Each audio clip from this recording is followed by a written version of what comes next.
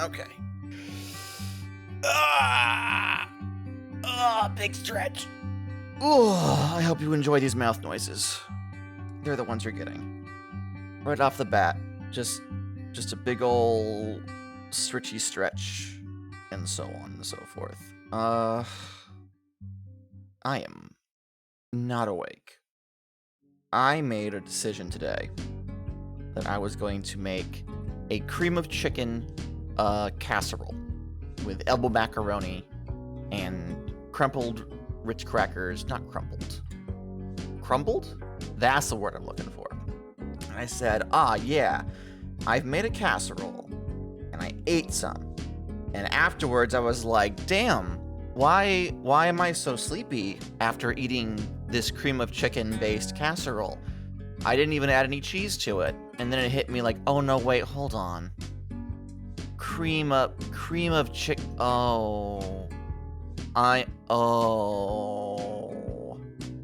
That checks out. That checks out, actually. In hindsight, this dairy coma that I have placed myself in has come about. Why is Chatbox not showing up? Chatbox, can we test? People are talking to me, and there we go. Now it's working. So yeah, that was my silly oopsie whoopsie fuckaboingo for the evening. I just woke up from an hour and a half nap, which is nice. Gotta, aren't you legendary? Aren't I? I have not seen that Luigi X Farmer art before. That was wild. Jun drew that. It was very good. It's very good. All right. Let me post in a couple more going live locations. And then I'll be able to give all of my attention to chat. See, the problem is, right? If I were to wait until after I've sent all these messages out to start stream, there would be people who saw the first thing that went out and be like refreshing the page over and over. Let me in. So I have to instead start stream and then start sending them out to the different discords. And it's like, what the fuck? What the fuck? I'm on mobile though. Hee hee. Giggles cutely. Ooh woo. Oh whoa. Look at me, I'm on my mobile phone. Ooh. See, I usually just sit here and wait in the chat room for the go live. Is there a notification? I'm gonna be honest with you. I've been a streamer on Twitch for 5 years. My experience being an audience member on Twitch at most has been like a 2 hours. 2 hours when I caught the middle of a stream. I don't think I've ever actually been in the audience on a channel that has ended and is rating someone else. Well, no, that's not true. One time I raided into a channel as they were raiding out. That was fun. But that kind of isn't quite the same. So I don't actually know what it's like to be waiting for someone to go live. I am not a good audience member. I am a very selfish Twitch streamer. That sounds negative. I turn all of my hobbies into jobs. Yeah, Gata doesn't wait. Gata has ADHD and zero patience. Gata has other things to do. If you are not giving the exact amount of serotonin Gata needs, no harm meant, no hard feelings. Gata's going elsewhere. Gata has TikTok, right? Like, I'm sorry. I'm not even gonna try to pronounce that because I pronounced it wrong in the past, and Tegan has yelled at me saying, "Don't say those words. Those aren't good words to say." I'm like, oops. Oops. Like a small child who sees an aquatic bird and yells fuck. Right? Like the spirit is there, but something isn't quite right. Hi, Aya. Oh? Oh wow, I wasn't expecting you. Trash baby Aya. There's a free hay bale in the corner if you need a seat. I have altered the audio levels a smidge Please let me know if the music is too quiet or if you cannot hear Henbert. I went back and I finally rewatched like parts of my last 6 VODs. I've been really dropping the ball on that because of, you know, things. And I realized, damn, Henbert really is overpowering.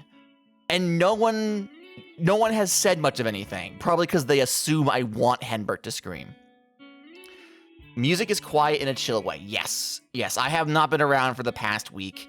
Everyone's fine. Everyone's okay. Don't worry about it.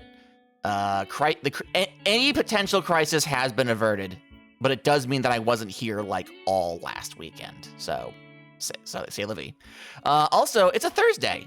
Those of you who are watching me live may be like, why is Gata streaming? Or maybe you're thinking, it's a day and Gata felt like streaming. He has never kept to a schedule, so this is normal for him. No, this is on purpose. I will know specifically this Monday when my first day at my new day job is. So I said to myself and to my wife, I should stream on Thursday, so if I can't stream Monday, I don't feel bad about it. Because, like, canceling on Fridays, it happens. Canceling on Sundays, I do feel bad because that's when we do Stardew Valley. But Mondays, I'm like, it's Minecraft Monday. It's Minecraft. I can't quit Minecraft Monday. Can't wait for Gaia to find out the new schedule so I can relearn the schedule. I can tell you a little bit about my schedule going forward so you can understand how badly it's going to fuck up streaming for me. I'm not going to be stopping stream, but my content is going to have to make a significant adjustment in ways. Gata, are the vibes at the new job good? The vibes of the new job are suspiciously good in a way where I can't tell if everyone's just comfortable because they have their basic needs met, or if I'm just overly traumatized from my last job. I'm unsure of what it is, but comparatively speaking, yes, the vibes are better. Oh, you'll know in a month, for sure. It's, porque no las dos. True, very true. Let's go ahead and get started so I can talk to you guys while I work on the cube. Because that's my life now, the cube. Howdy, farmhands. My name is Gata, and welcome to the stream. We are once again on the Haycraft SMP doing what else? Building a fucking cube. I'm running out of cobblestone is the problem. And I have not done any AFK mining sessions recently, and it's nighttime, it's raining. We're gonna sleep through this real quick. How am I running out of cobblestone? What do you mean? It's very easy. We're building a giant fucking cube. All right, step 1, I'm gonna put it to open and streaming, so if anyone hops on, they'll know immediately what's going on. Don't you have the cobble mine? So I do have this, right? I have this pickaxe that I've picked up, and I can do one of these bad boys, right? However, I've been playing other video games. I have completed 2 entire campaigns of that Manic Miners mod. I have been having a grand old time working on that. Illegal, only Minecraft, but you'll be happy to know that I have in fact done some work on the farm. Let me show you real quick. Let me show you the map. Look at all that. Look at all that. I did all of this area. I did all of these paths. I fixed up these wells. I need to finish this, and I need to do this as well. And then I started working on pathing into town and towards the cube. So this area right here through this path, this chunk of land right here, and then wrapping around this chunk of land back here is all going to be wheat fields. I haven't begun that because the podcast I was listening to ended an episode and I said, that's enough for one day. So, like, progress is being made. Is it progress that will make it so I can focus on things other than the cube? No.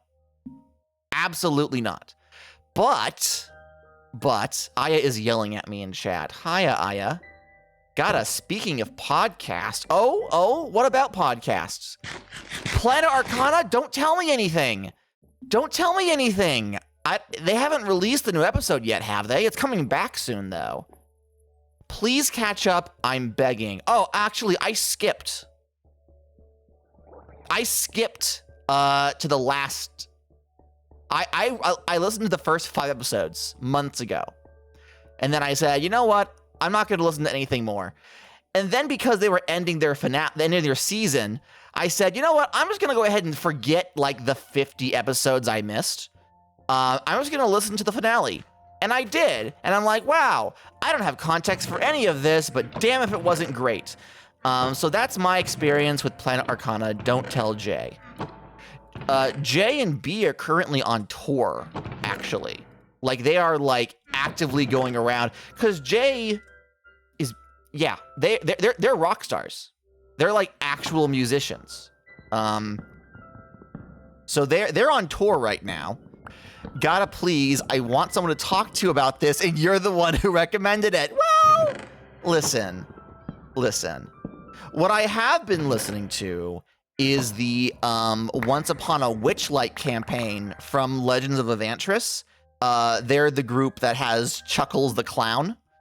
So I've been listening to that via YouTube and very much enjoying myself. They are some funny people. Haha. Oh, Chuckles. Yes.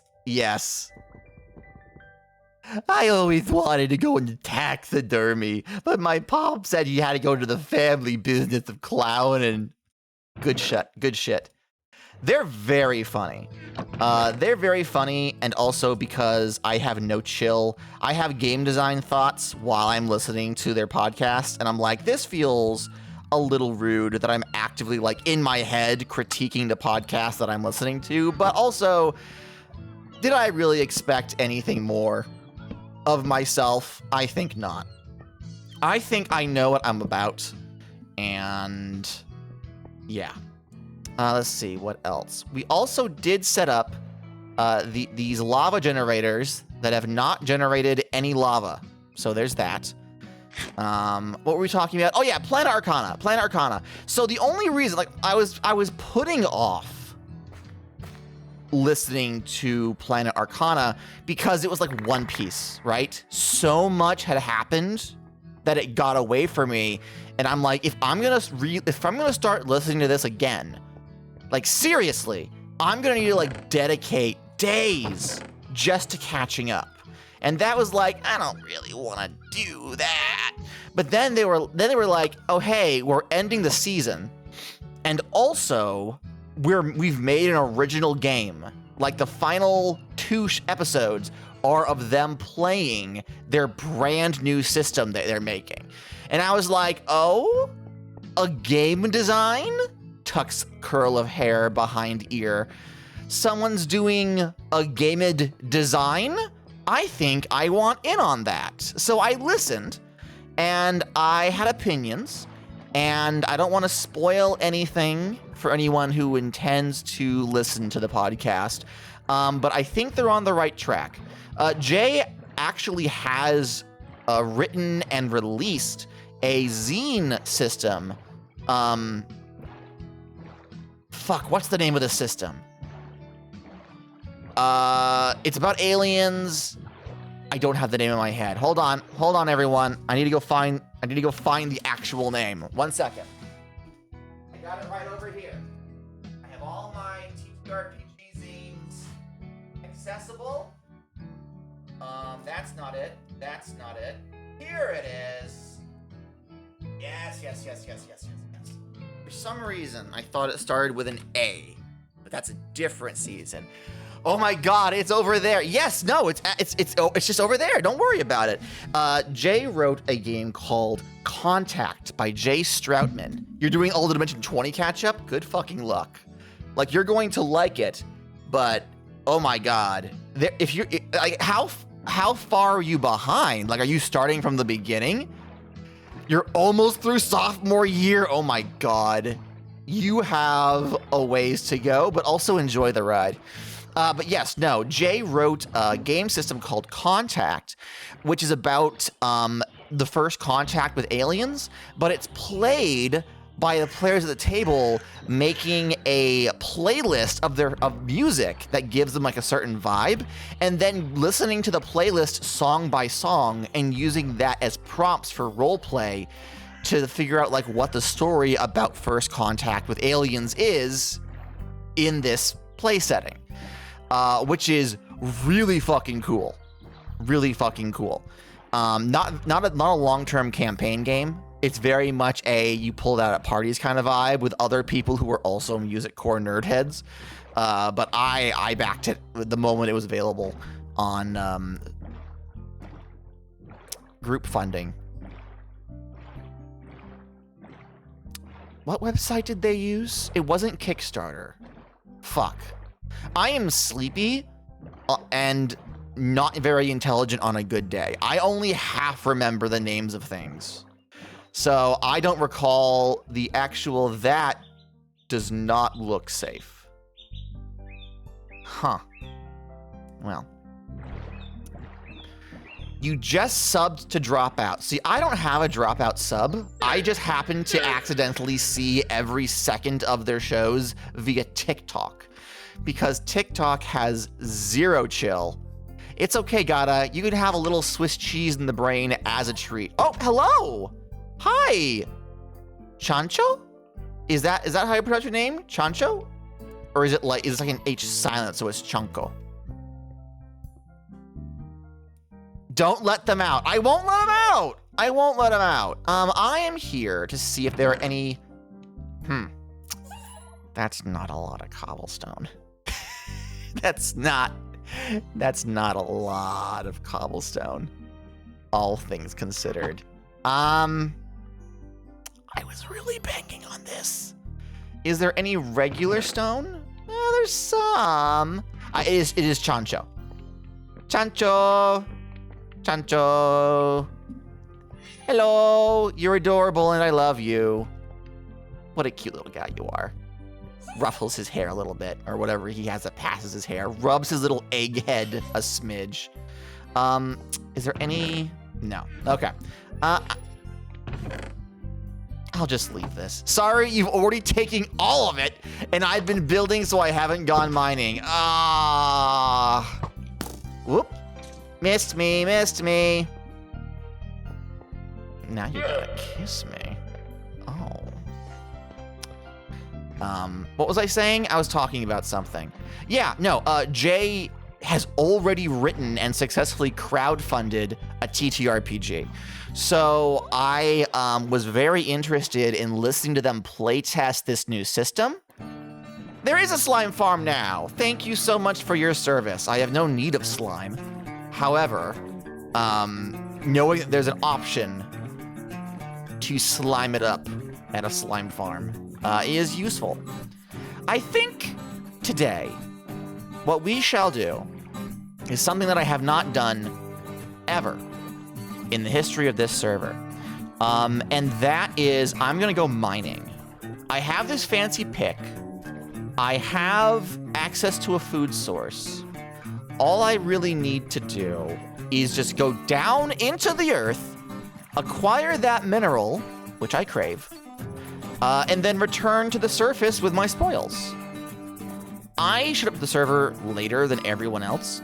So, like, everyone already had plans and resources, and most of my early game was me just getting free shit. Just so much free shit. I need to be a little more self-dependent. I need to have some resources that are actually usable by the rest of the server, so I can start giving back. And also, there's cobblestone down there, so I might as well gather a bunch while I'm at it. Excuse me? Let me through. Let me through. Thank you very much. All right, slide down here. And we are going to just pop out here. And let's find a bed real quick. The nearest one will be over here. Do do do do do do do do. Move, I'm gay. But no, that's what I've been doing. New job. New job.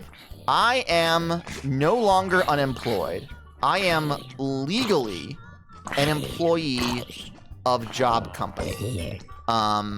It's the same job company that both roommate Seth and Ginger Vixen work at. Ginger Vixen, should they appear on stream, is now my manager.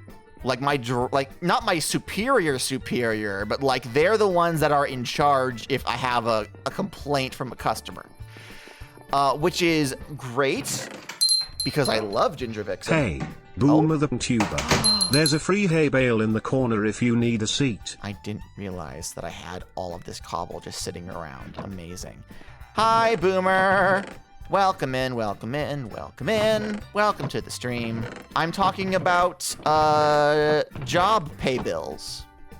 The pay bill job for my bills to pay. And how I am the employed.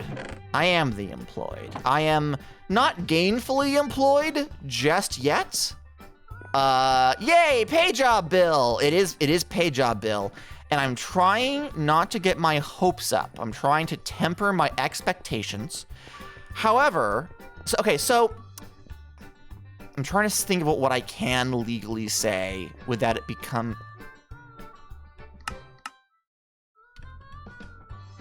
Hello? Hi. Oh, thank you. Thank you so much. Amazing. Fantastic. There we go. Thank you. Just backing away slowly, I guess. Okay. All right.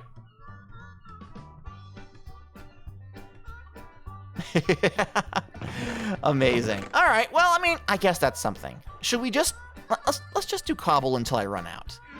No, I know you can't hear Allegro. Neither could I. I'm assuming that they had their mic muted and didn't realize it, or maybe it was on purpose. I don't know. I don't fucking know. You don't think Allegro's talking? Yeah, no. New job. It was on purpose, lol. Okay, perfect. Got it. Amazing. New job is the kind where I need to have a federal license in order to perform it. There are very strict Florida man rules around the profession. As such, it is a high money environment. I'm going to be responsible for like $5,000 to $10,000 every night. Which is fine. I've worked in high cash environments before, but it's like money, the keeping track of the money and being safe with the money is like paramount. But that comes with the fact that all of the clientele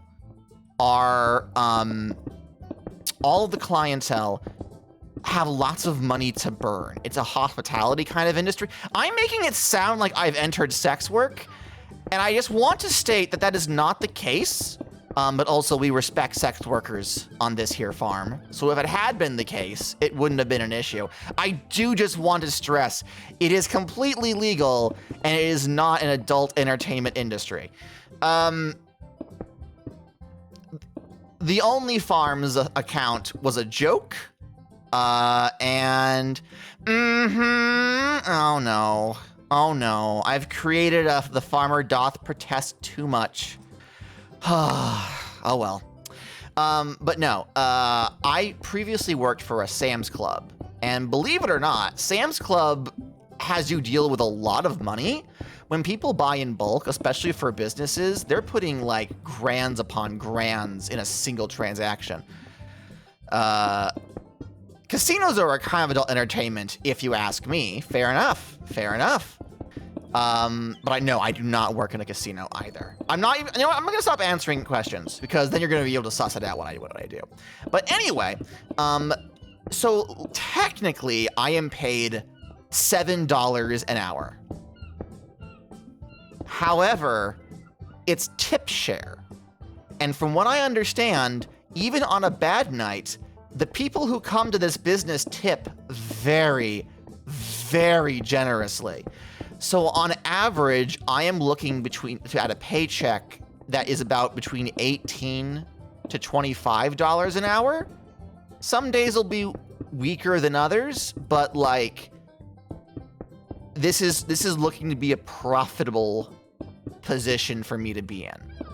So I am very excited, and also because it's a job where you're basically just there to make sure people are having as good a time as possible. The stress levels are significantly looser than my previous job, where people could actually die if you fucked up. So I'm experiencing this scenario wherein I'm interacting with people who are already in this industry, who have been working in this industry for a while, and they're like chill, and they're like calm, and they're just like treating me like a human being. And I'm like, is this suspicious? Am I being lulled into a false sense of security? Or is your job providing for your basic needs in a way that you don't feel the need to express your frustration on other people? Like, I can't catch the vibes just yet. But both Roommate and Gingerviction have assured me that it's actually an okay job. It's like the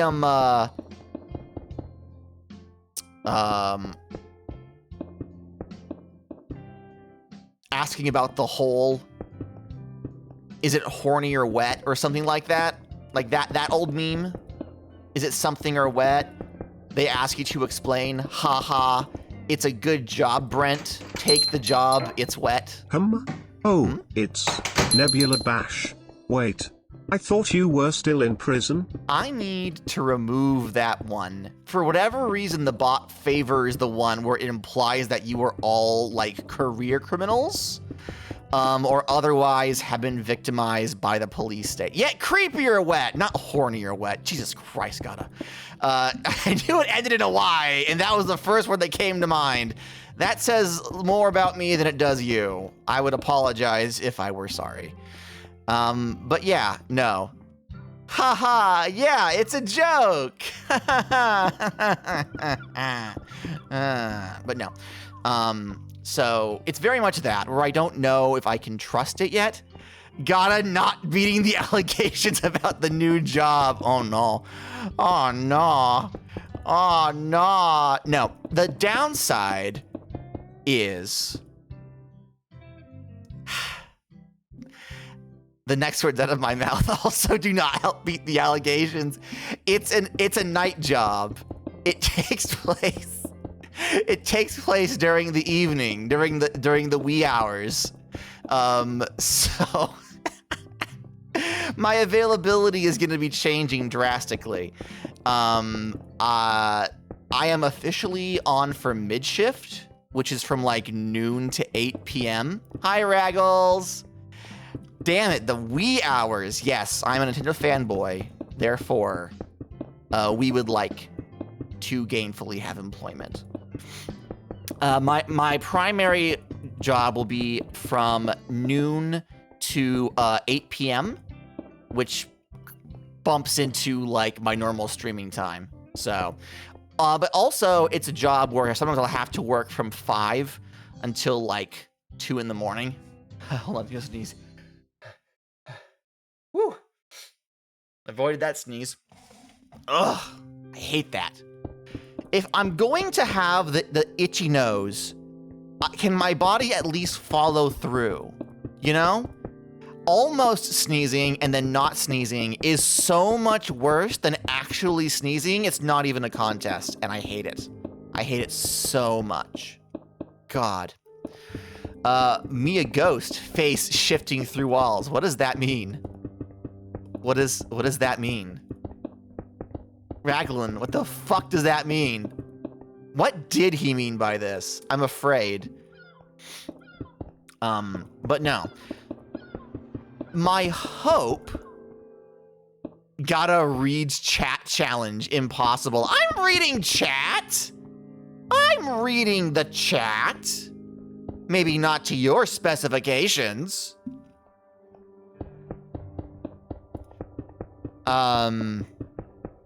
Also, I'm talking about Gerb and playing Minecraft, so forgive me.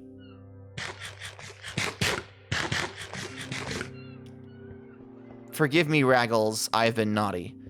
Do I have a bed nearby? Let me just double check my spawn. No, I think I moved it out here. Yes, everyone, welcome in, welcome in. Welcome to the stream. Oh, hello. Oh, so this is not working? This one's not working. Does it have to be dripstone? I think it has to be dripstone. I have a bucket.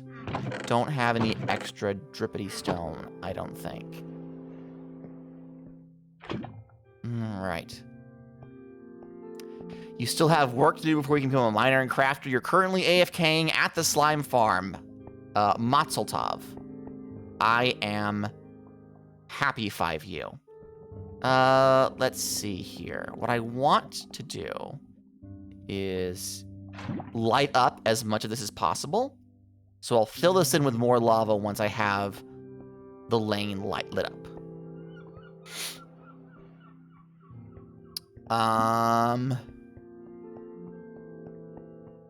Okay. Where is my bed? I thought I had an extra bed around here somewhere, and I don't know what happened to it. I don't know what I did with it. You can steal some dripstone if needed. Nah. No, it's fine. It's fine. I have many... ... The phantoms ate it. True. Chat. I know that I was just talking about how I don't read chat. Because I was focusing on other things. I read chat and forgot what I was talking about.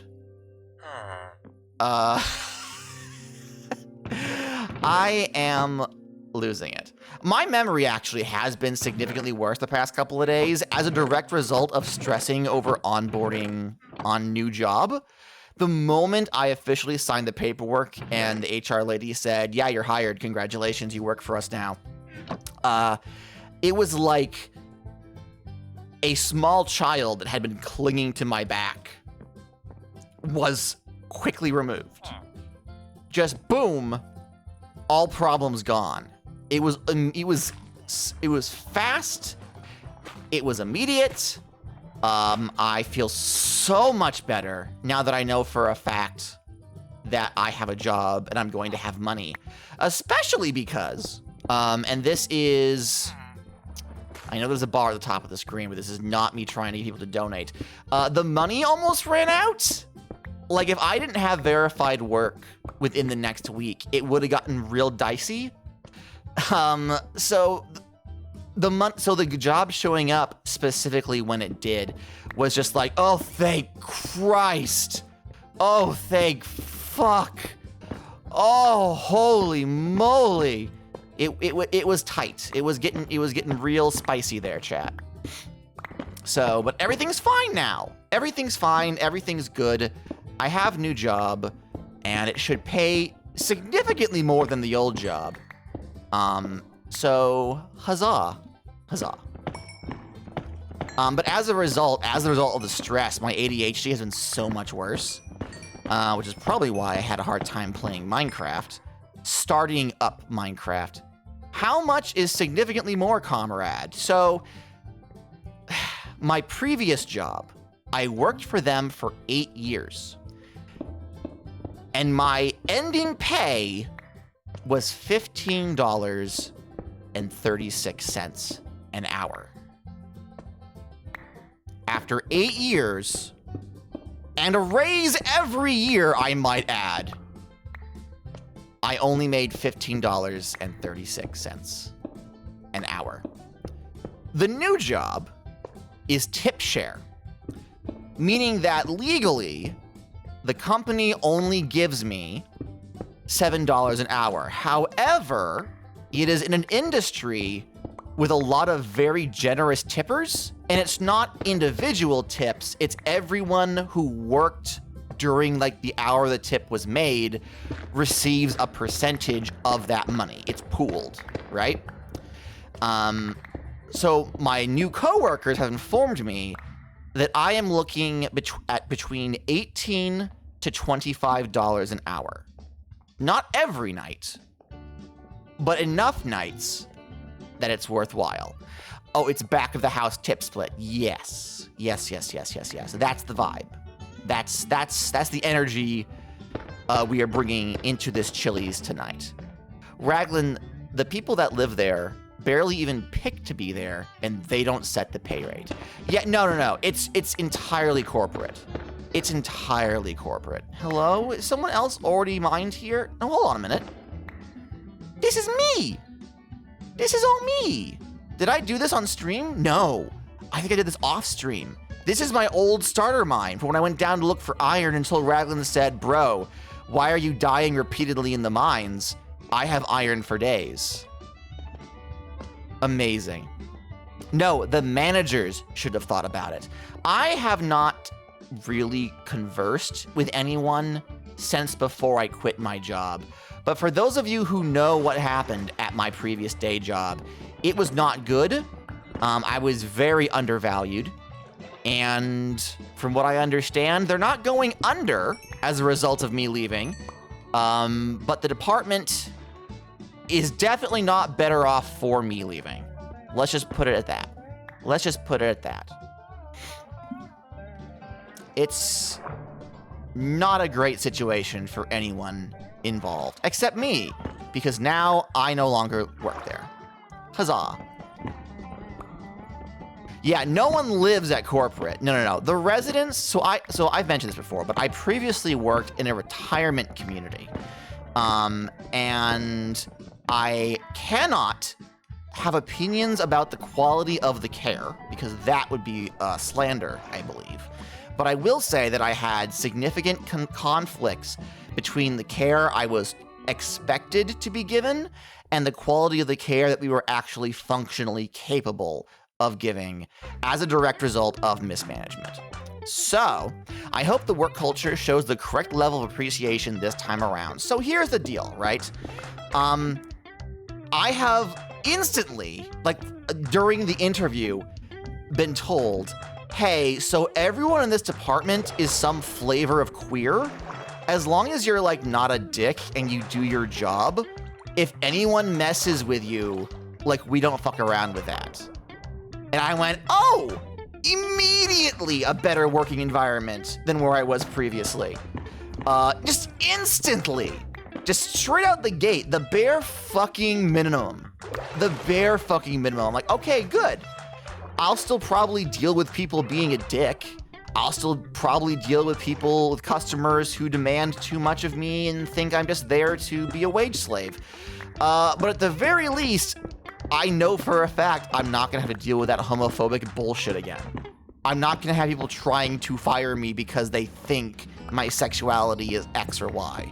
So that can be life-saving though, yes. In the state of Florida, especially. Opinions cannot be slander or libel. Again, I am in the state of Florida. So, my previous job has in fact legally gone after someone. They didn't win in court or anything. Like, it ended up being a settlement for someone who complained about her job after she left it via Facebook. And one of the moderators ended up seeing it, and they literally said, hey, we're suing you. So, you know, now that's a matter of public record, actually. So I can say that, but I will not comment. Joke time. Oh, shut up and listen. Okay, Henbert. Why did the chicken run across the road? I don't know. Why did the chicken run across the road, Henbert? To get to the other side faster. Oh, Henbert. Oh, you silly Billy. Oh, you funny little guy. Slowly and gently strangles him. Go into the light. Go into the light. Now it's fine. But yeah, it sucks that I was unable to find a job that would allow me to continue doing streams as I have been. This is going to drastically change when my content is available. And also, you know, drastically change when I'm available to spend time with my beautiful wife. But, it's going to be a positive change. You cannot kill me in any way that matters. True. Very true. My hope is, that I will only need to work like 4 days a week. With the rate at which the money will be coming in. Stares into chat. Watch the VODs. Watch the VODs, it's true. I actually have been uploading them semi-regularly. The last batch, I think, should have already caught up to everything but last weekend's. Well, the weekend before last weekend, because I didn't stream last weekend, but you know. But also, watching the VODs isn't the same, you know? Watching the VODs just is not the same experience. Thanks for reminding me to upload VODs. Upload your fucking VODs. The internet immediately forgets you existed unless you have documentation that it happened. You need to watch your fucking VODs. Stares at Boomer, upload the VODs. It's true. It's true. It's true, and you should say it. VODs is a very different experience to watching things live. I don't need to explain this. I'm preaching to the choir here. No one watches the VODs. Bandits every time. Where are they? So, mostly, one person watches my VODs. Sometimes they are able to be here in chat. They don't talk because they don't have a Twitch account and don't want to make one. So I have one person who regularly watches my VODs. Sometimes even like the Stardew Valley, I think they watch me exclusively via VODs because of time differences. So whenever I'm late, they're like, Gata, you have video for me? Gata, you have video for me? Pleading face emoji. I can watch your antics. Every time I watch a VOD, I keep going to chat and going, wait a minute. Oh, is Mana here? Or is Mana will watch the VOD and see this. Right. I got really excited for a second. Like, Mana! My ears perk up, my little golden retriever tail wags. God, no, it's okay. It's okay. Yeah, if you're watching this in the future, hi, Mana. We love you. Heart emoji. Hi, Mana in the future. I also sometimes, it hasn't happened yet, where someone will be like, hey, I found you on YouTube, but I do have people who only follow me on YouTube and only, like, they watch my entire VOD and then comment on it. And it's just like, you are engaging in my platform in a way that, like, it wasn't really intended for, but you're still engaging, which means you're still entertained, which is what matters. Mana says crying, laughing face. Okay, so Mana is actually here. Hi, Mana. Hello, dear. I completely understand why you do not want to give Jeff Bezos an inch. So you're good. You vibe. But yeah, no. As is usual with my content, everything is going to change drastically in the near future, and I don't know what that looks like. Obviously, Haycraft is not going away. This is not a solo series. Other people use this server. I will still be playing it. I just don't know how frequently I'll be streaming it. I also still have a number of things I have promised you that I have not made good on, and there are new games coming out, and I will have money to purchase those new games. So, if there's, Gata, is there anything you want to tell Zuck? I'll let him know. Please stop reminding me that you have sold your soul to Santa, okay? Please stop reminding me. I like to pretend. Raggles has apparently acquired job at Facebook subsidiary. I don't know how far out from, I don't know how many degrees of separation Raggles has, or if he's publicly saying the exact position in business, but he has a non-negligible number of separation from the Zuck himself. And I am trying very hard to pretend that my good friend Raggles hasn't become a stooge / derogatory. I love you, and I support you. But in the same way that I would love and support my child if they told me they wanted to become a professional bungee jumper. I don't get it, the choice you've made. I care about you, and I want you to still feel as though you receive the affection you deserve. But also, please know that I do have a hard time explaining to my friends at the book club what it is you do for work. Gata doesn't care that his comrade is getting that bag, shakes my head. Thank you for the veg, Boomer. Thank you for the veg. It's fine. It's okay. You're a big boy. I'm not your mom. Sorry, Raglan, I need less methods of Facebook tracking me. Severs the Minecraft boat lead. Oh no! Oh no!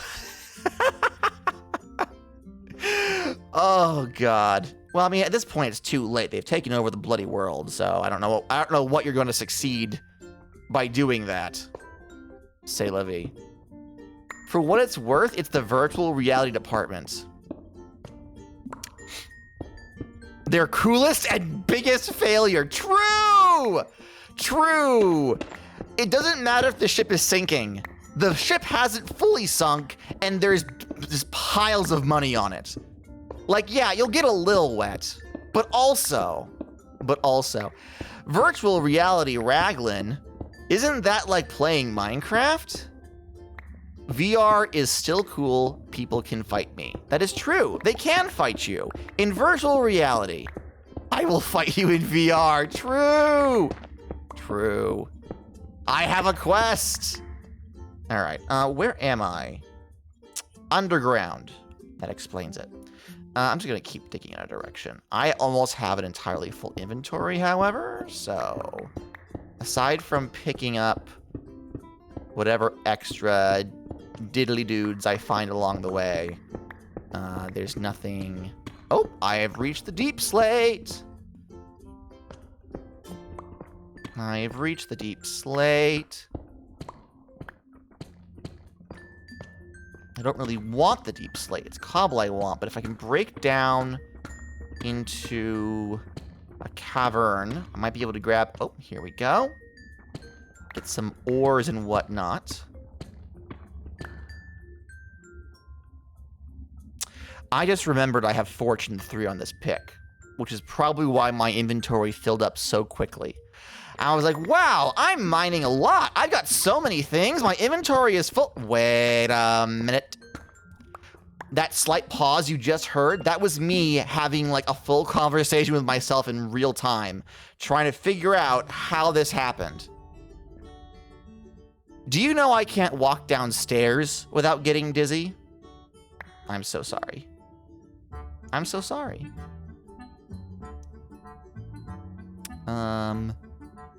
It's why I carry under furnace and then smelt them. Hey, that's a really good fucking idea. Hey, Neb? That's a really good fucking idea, actually. I don't have any wood for a crafting table. Neb has so much iron. It's true. It's true. Boomer says, do you know I can't go downstairs without getting dizzy? Do you know that I live on the second floor? God damn. That sounds like a goddamn nightmare. Hey, Gata, have you considered having Silk Touch by now? Hey, Gata, have you considered having Silk Touch by now? Shut the fuck up. Shut the fuck up. I have been mining and crafting in Manic Miners. Oh, well. I suppose I deserve that. But no. Hey, Gata, did you know I'm really enjoying your stream? I'm glad. I'm glad you are. I'm happy. See, Raglan? See, that's how you treat your streamer. By blindly praising them for doing the bare minimum. If you can't do that, I don't even know why you're here. Damn, there's no respectful redeem. No, there's not. No, that's honestly fair. That's okay. What if I canceled my stream so I could stay here? No, go stream! go stream. Everyone, go watch Tegan's stream. There'll be a VOD for this later. There'll be a VOD for this later. So go spend time with Tegan. I wanted to give you a pat on the shoulder for that one. Lol. Lol. Okay. So I am going to start schmelting because I have all of this cobblestone and all of this extra coal. So there's no real reason why not. Okay, but no lore after I leave. In the year 2065, I went... No. Ewan with an eye patch comes back. One of his arms is robotic. He eventually takes off the robotic arm to reveal it's just like a cosplay sleeve. He tells me of a great war that happens that I am the linchpin to preventing. Leave Twitch so I don't. No, we made Jun decide something. You can't do that. That's illegal. Jun, I'm so sorry. I'm so sorry you have to choose between your two favorite Twitch streamers. Hey. This isn't news. In fact, this barely counts as a conversation topic. I've just found out, and like this actually isn't like, again, this isn't news. But I found out that Markiplier thirst edits are alive and well on TikTok. How did I find out? I will leave that to your imagination. But find out I did. And suddenly it's all my algorithm wants to show me. I should not complain. End of sentence. I should not complain. But yeah, that's where I'm at. Me, totally surprised. Shocked Pikachu face. Yes, I know. Yes, I know. I've been spending a lot more time on TikTok. Beforehand, I would get anxious about not like actively applying to a job. So I wouldn't go on TikTok because that for me felt like I was wasting my time. I was not making the most out of my day. Did I sealed off my way out. That's the way out. Okay, how do I do this? I think what I have to do is carve a bunch of this out. And then do like so. I found out you can double speed the TikToks. That sounds dangerous. That sounds very, very dangerous. Makes those a lot easier. I imagine it would. I imagine it would. All right, hup. Okay, here's the way up. Here's the way up and out. I need to grab a little more wood, to grab some chests for all of my ores and whatnot. Did you know that fortune doesn't work on cobble? They added that into the game apparently to prevent people from accidentally... Oops. Oh, no. Oh, no. Oh, no. Allegro, no.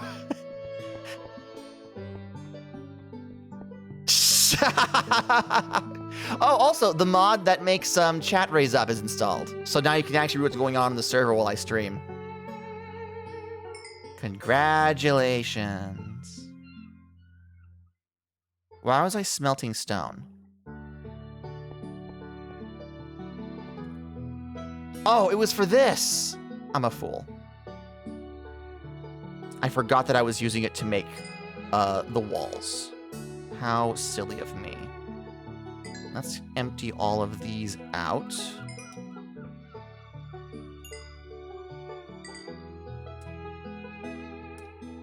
And put them all into the chests. Hey, I found some cobblestone! It's true. It's true, I did. I'm so good at this. I'm so good at Minecraft. Mining and crafting. Oh yeah, so, like, I wasn't allowing myself to watch TikTok because it felt like I wasn't working, right? However, that did not mean that I did things that were valuable. Instead, I played a video game that has nothing to do with anything. Played a lot of that video game. And now that I have a job, I'm like, oh, I'm allowed to enjoy things again. Huzzah! It's been wild. I've been playing Lego Minecraft, unironically, yes. Unironically, yes. Fortune has ever worked on Cobble. Raglan, I'm going to be completely honest with you. Where's the fucking... I am pretty sure that this... Oh, that's my face in the Cobble, not the thing. Okay, nope. Okay, can I... This is the only fortune pick I have ever held in my hand. I never get to a point in any of my playthroughs where I have access to the fortune enchantment. I am not good at Minecraft. I don't play this game because I am skilled at it, Raglan. If I only played video games that I have skill at, I would go back to being a baking streamer. Let me be completely honest with you. Right? Not being good at video games is kind of my thing. It's not a good thing. It's not even a desirable thing. But it is the thing that I am. All right, so these are all smelting away. Let's drop this off. And I guess we're gonna go in another direction. And got a baking stream return /J? Nah.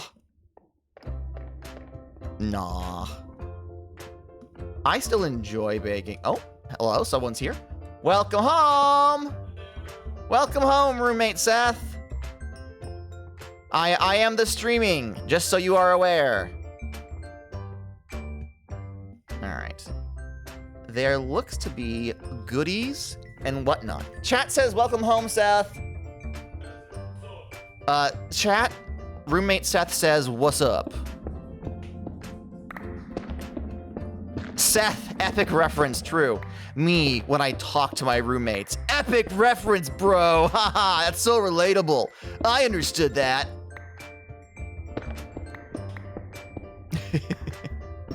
I am still hip and with it. The children think I'm cool. Tegan wants you to know she has successfully ordered the new Zelda amiibos. Yes, that is good. That is a positive thing. Okay. Seth is proud of you, Tegan. Are those diamonds and multiple creepers? Oh boy, howdy, is it? Whoop, whoop. Go away. Go away. This is not a dance. I'm begging for help. I'm screaming for help. I am gonna die. Alright, hold up. Oh, and there's a zombo over there. And there's a skeleton over there. Oh, I am, in fact, going to die down here. Oof. Oof. Can I get away? Can I go up this fast enough? Come on, come on, come on, come on, come on, come on, come on, come on, come on, come on, come on. Gotta please eat food. I mean, I have to first get out of the line of fucking fire. And then, yes, I will do that. We all have these pits of despair under our homes. Why? Why is the seed like this? What do you mean? Tegan, this is just what Minecraft is now, ever since caves and cliffs. Gotta, my farmer, why don't you have armor? Huh. It's a valid point. Yeah, no, Tegan, this is just what the Deep Slate area is. Once you get down around Y10 or 11, this is just the natural generation of the world. How is the Minecraft Earth sustaining itself? It's not. It's a cube. It's a fantasy setting, Tegan. Yeah, everything is caves now. It is. It 100% is. And we have to live with that. Oh, there's a lot of monsties down there. And I am still being shot at. Oh, and there's, okay. There's a zombo in the stream, la da da da da. There's a zombo in the stream, la da da da da da. All right. I'm making it my new mission to fill all the caves. Have fun. Have fun with that. Ah, shit. Spitter. And Skellebum. And more Skellebum. Stay away from the edge because Skellebum. Oh, they're fighting each other. Thank God. I'm just gonna not be involved in this. Ah, shit. And this is where I die. This is where I die. Ooh, actually. The girls are fighting! The girls are fighting! Ha ha ha! Get fucked. Get fucked. Oh, you should die faster than this. Okay. Uh-oh. Uh-oh. Uh-oh. Uh-oh. Uh-oh. Uh-oh! Oh, how did I manage that? Oh, okay. Okay. Why do I not have a sword? Reasons, Raglan! 4 reasons! Go away. Okay. It's alright. See? I'm fine! I haven't died.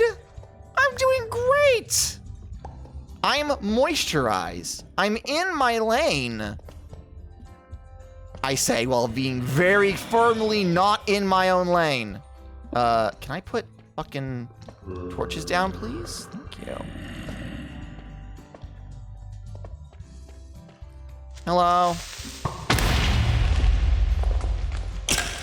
Yeah, Creeper, help me out here, would you? Thanks. Okay. I need to eat. I am somehow safe here. Gata, you are neither in your own lane, nor are you currently thriving. I would beg to differ. Whoops. Hello, Zomble. Did you know that there's a ledge right there? All right. Oops. There's another Zomble. Where are you guys spawning from? Oh, I see. We have these areas up here, do we? Okay. All right. And yeah. So they're dropping down from higher cliffs. Go away. Okay, grab this. And over here. There's lots of larvae. Oh, slime! There's a slime chunk here. Amazing. Go away. Fuck you. Fuck you. Fuck you. Fuck you. Fuck you. And then you as well. Please don't eat me, zombie. Okay. I've acquired gold. Alright, so now that I've cleared out this area and somehow not ceased to exist, I will begin clearing out all of the minerals and ores and whatnot, all the good stuff. I will be making a delivery of golden carrots to you later. Oh, that's right. I did have like a stack of golden carrots. I just chose not to bring them. Again, I must stress, if I only played video games that I was good at, I wouldn't be a game streamer. So there. I'd like to think that after, what, 4 years of most of you consistently showing up to this event, that you would know that Gata does not play Minecraft optimally. Gata doesn't play Minecraft anything nearing well. Your understanding of your shortcomings will not save you. Yes, and that's why you come to watch me on Twitch. I know the niche that I fill. I understand that my hubris and becoming hoisted upon my petard is what keeps you all returning week after week. Yes. You complain that there are clowns, but my friend, you came to the circus. Who bought the tickets?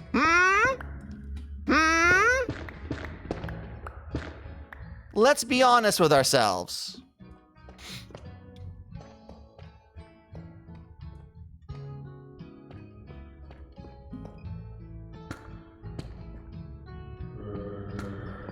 When God sings with his creation in with his creations in the heavenly choir, Will not people who are bad at Minecraft be among them? Among Us? I complain of the town. I complain of the clowns, but I've put up the tent. There you go. There you go. Know your place. Know your place. Among Us when? I mean, I just got a new job that will drastically change my availability. So, fuck if I know. Fuck if I know when Among Us. But there is going to be a new map, which is going to be great. Know your place as a ringmaster, apparently? Yes. Ah! Hello? Wait, hold on. What the fuck? Raglan went to sleep and the caves lit up? That's not supposed to happen. Oh, the fog and skybox mods are interacting strangely. All right, bye, Boomer. That is supposed to happen. Is it? Is it? Oh, there was some lag there. Okay.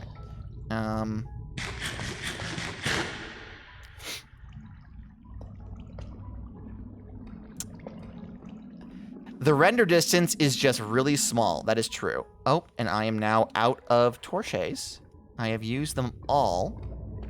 And also I am no longer receiving. I mean, I'm getting resources, but I'm not getting like the cobble that I want. So I think what I'm gonna do is I'm gonna grab that redstone over there, so I can say that I have redstone. Yeah, I'm going to be updating the server over the weekend, and the render distance being raised is going to be one of the changes that I make. I'm just so used to playing on a potato computer that when I was setting the server up, I was like, we don't need to see more than like what, 10 blocks? How large could your render distance be, Karen? My phone just went off, so I will want to check that real quick. Gotta in Deep Slate. Where's the cobble? Ooh, where is it? I want my cobble. No, I was just collecting the resources that I saw, but cobble is primarily what I need. So like, we're gonna go back to this. We're gonna return. We're gonna start mining out just an area and see what happens. So over there is all of my doodads. There's some copper up there I can probably grab. Did I send you the Melody Safe from Spider TikTok? No? Maybe? I need to be honest with you. Okay? I'm doing a lot of soul searching, burying myself emotionally. Burying myself emotionally to chat today. Chances are, if you send me a TikTok and have not received one from me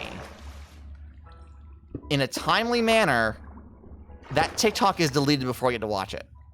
I will do my regular check-in on TikTok, and it's like, your friends have sent you a bunch of TikToks. I go, oh boy! And I start scrolling, and all of them are like, this content is no longer available. This content is no longer available. This content is like, oh no. Oh no. I did send it to you, and you sent me a reply an hour ago. Well, if you sent it to me today, then I haven't watched it, no. I sent other people TikToks, but did I watch the ones they sent me? Who can say? I am a menace, frankly.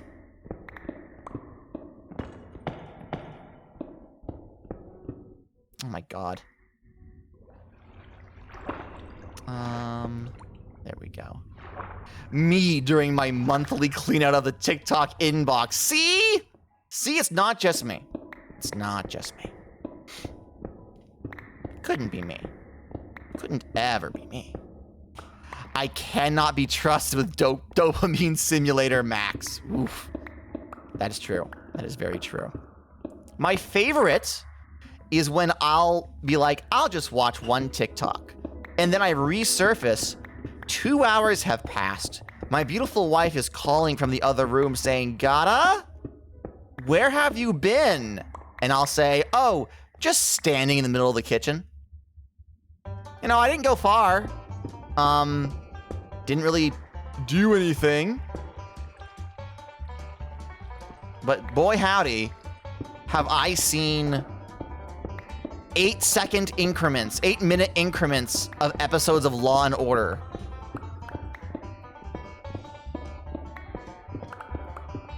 My least favorite thing. Tegan, Gata is the 5-year-old in that TikTok. So, Gata is susceptible to charm magic. It is true.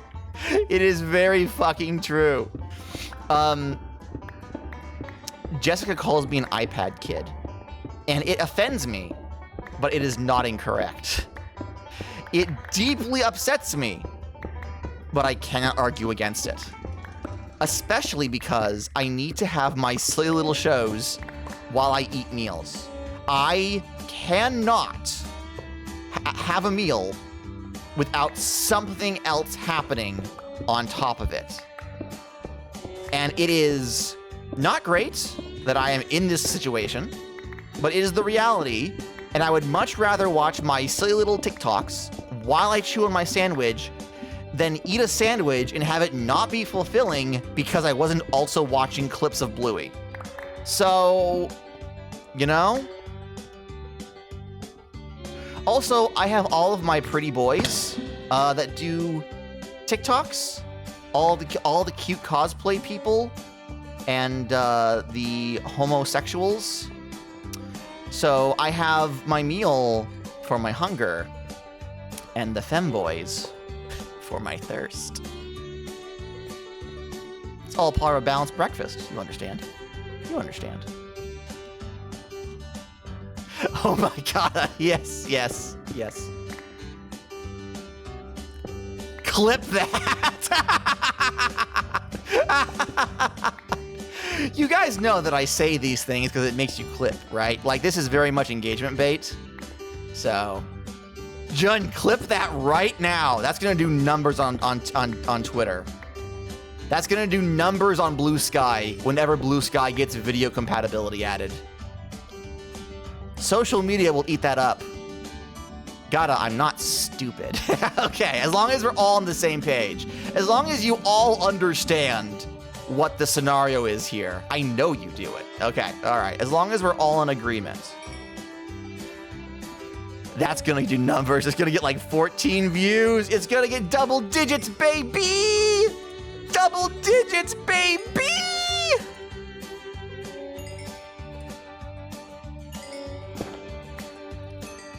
All right, collect all of this up. Incorrect. Everything you say on stream is completely 100% factual and correct. Yes. Put it on TikTok and CapCut in your favorite femboys. No. Tegan, I can't do that. I'm not that attractive. I can't do that. That I would have to also be hot in order to get away with that. I know my place. Simmer down. Captain Falcon is my favorite femboy. Oh dear. Oh dear. Oh no. Oh no. Oh no. You're a VTuber. You know? You know? That is true. I do pretend to be an anime boy on the internet, so maybe they'll overlook it. Maybe they'll overlook the actual death, the actual honest-to-God twink death that I have experienced. In parentheses, I have turned 30. Maybe they'll look past it. Maybe they'll be like, you know what? This man doesn't look good, and he has no money. He's not college educated and could not give me a good life. But he's funny. So you know what? That's the dream. That's the dream right there, baby. That's the dream right there. I am not a sugar daddy. I am not hot to trot. I am a secret third thing. parentheses, 30 years old, and tweets good. That's gotta get me attention from hot femboys, right? That's gotta be enough. The bare minimum. Gotta just grow sugarcane easy. It's true. It's true. If I simply farm the right. Okay, okay. So for my new job, all right, we're talking about farming now. We're talking about farming. For my new job, I had to get fingerprinted. They had to do a background check because the job involves being responsible for large amounts of company funds, right?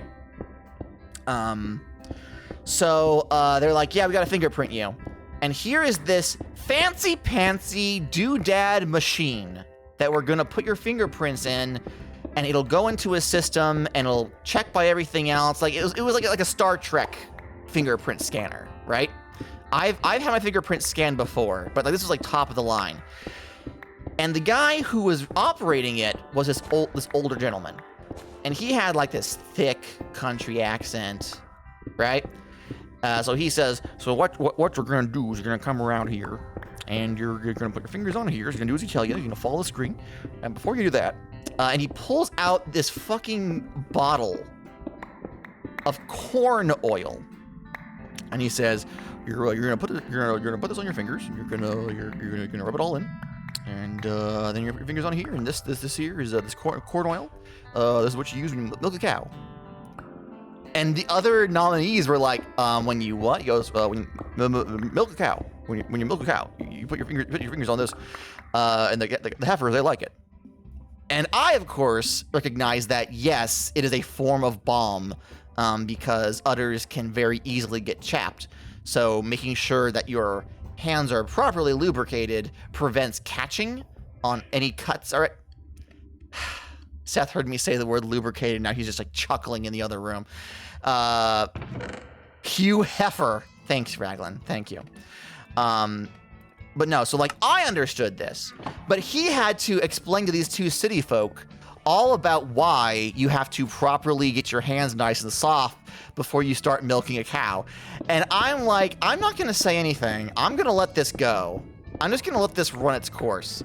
These guys looked at this man like he was absolutely insane. They did it, but also they were like looking at the bottle and looking at their hands. And of course, I'm just like, yep, get it right in there. Get it nice and smooth. I gave my nails a little rub as well to polish them up. I'm supposed to be using this vitamin E applicant to make my nails stronger. It softens them so that when they grow, they come back firmer. And I have been following through with it, so I'm like, you know what? Yeah, absolutely. I will use this on my nails while I have it on my hands. Why not? So I'm like massaging it into my cuticles. And these two guys are looking at me like I've grown an extra head. I'm like, listen, man. I didn't say nothing. I was like, with my eyes, I was like, listen, man, trust me. Trust me on this. He was funny. He was real funny.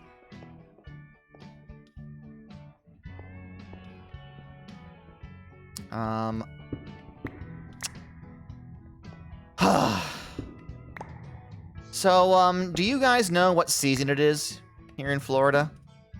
What the season is, what the start of the season is, at least. It is the beginning of locust season.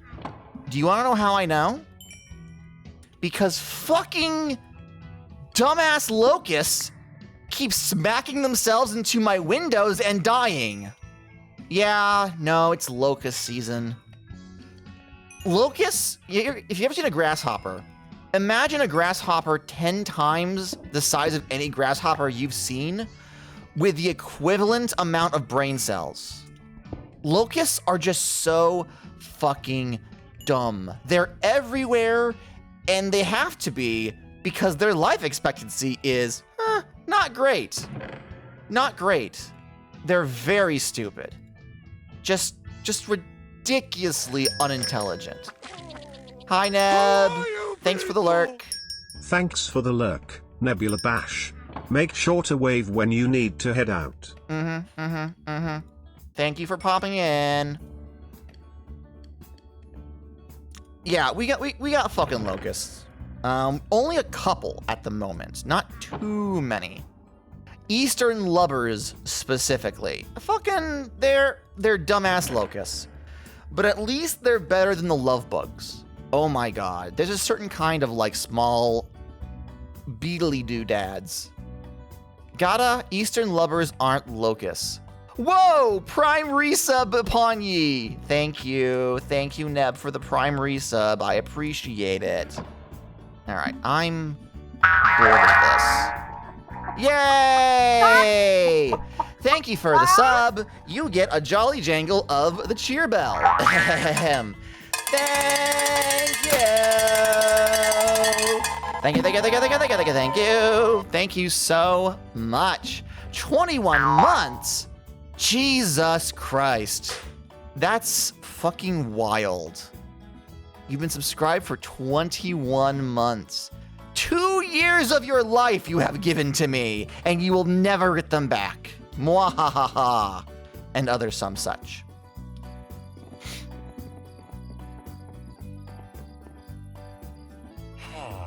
The thing about the lubbers, which apparently Ragan will yell at me if I don't call them the correct name. The thing about the lubbers is they are big, they love yeeting themselves into oncoming vehicles, and they make a massive thunk whenever you hit them. Like, you can't, like, avoid them or ignore them. They're just an omnipresent part of your life, consistently sending themselves to their untimely demise, just because you happen to exist in the space they wanted to jump to. And it's like, sure, guys, you do you, but can we not? Can we not? All right, let's do some more cube stuff. Let's build more cube. It's been 2 years well spent. Aww. Aww. Thank you, Nib. Okay.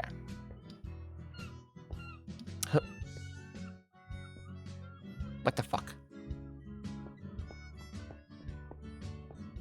After I update the server this weekend... The Eastern lubber grasshopper, Rumelia microptera, beauvoir, is a large, colourful flightless grasshopper that often comes to the attention of Florida homeowners.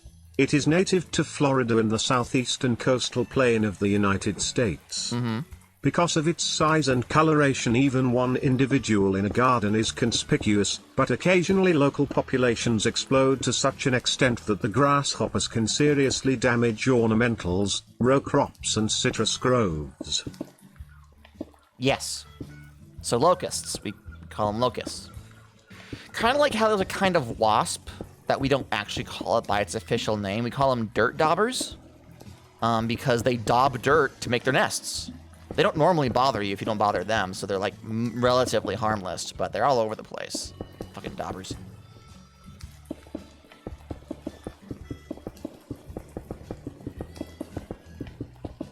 I love how I'm telling stories about my local life experience, and Raglan, who's on the other fucking side of the continent, is like, well, actually, cannot fucking believe this. Alright, let's fill some more in. You guys want to talk about video games? You guys want to talk about video games?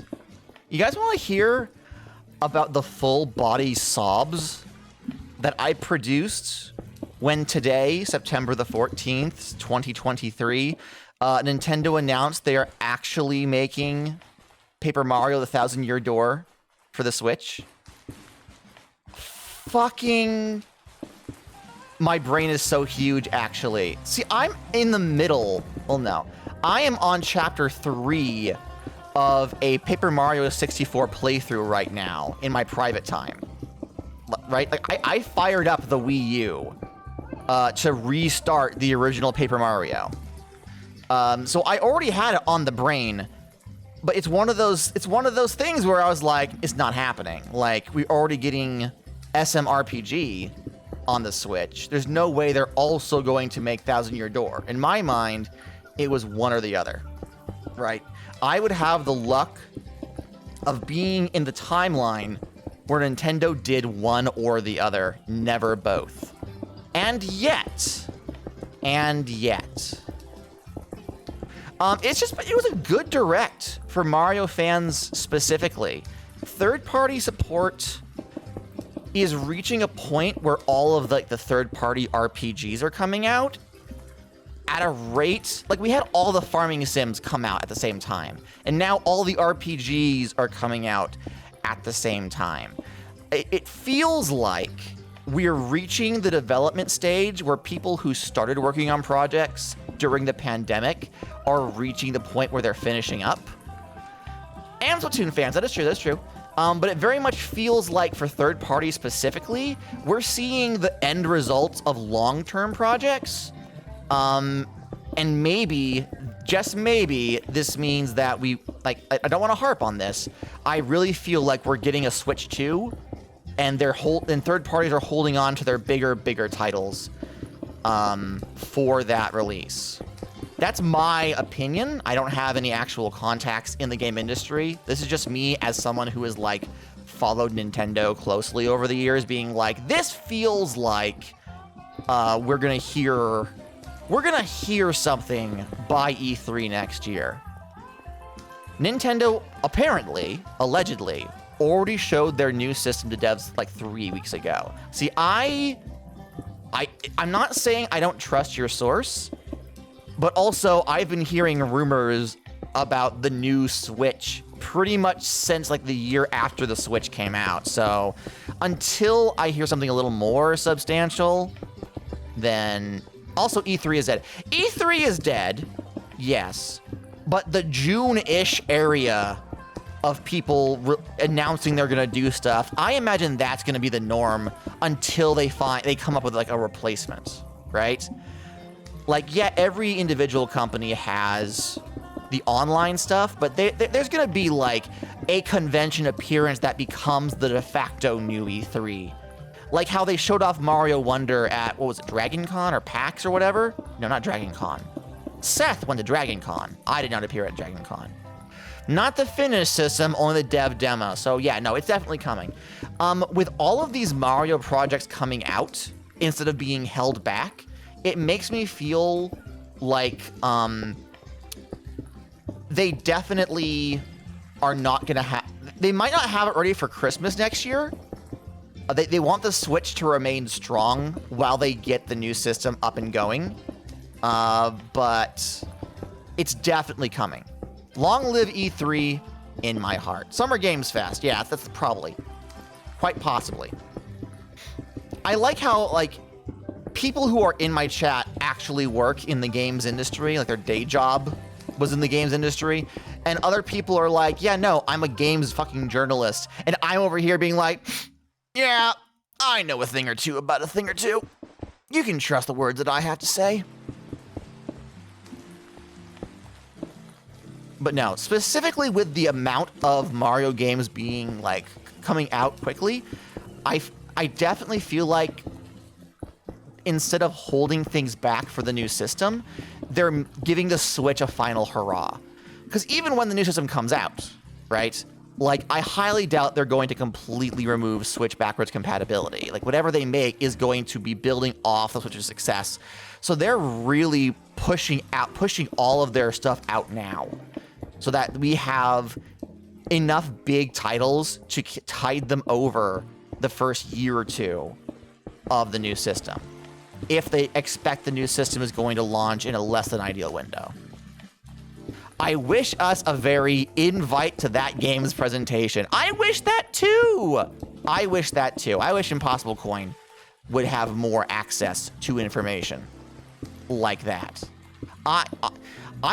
Okay, Monkey's Paw moment. I wish Impossible Coin would get on Nintendo's list. SpongeBob reaction, but not that list! But not that list!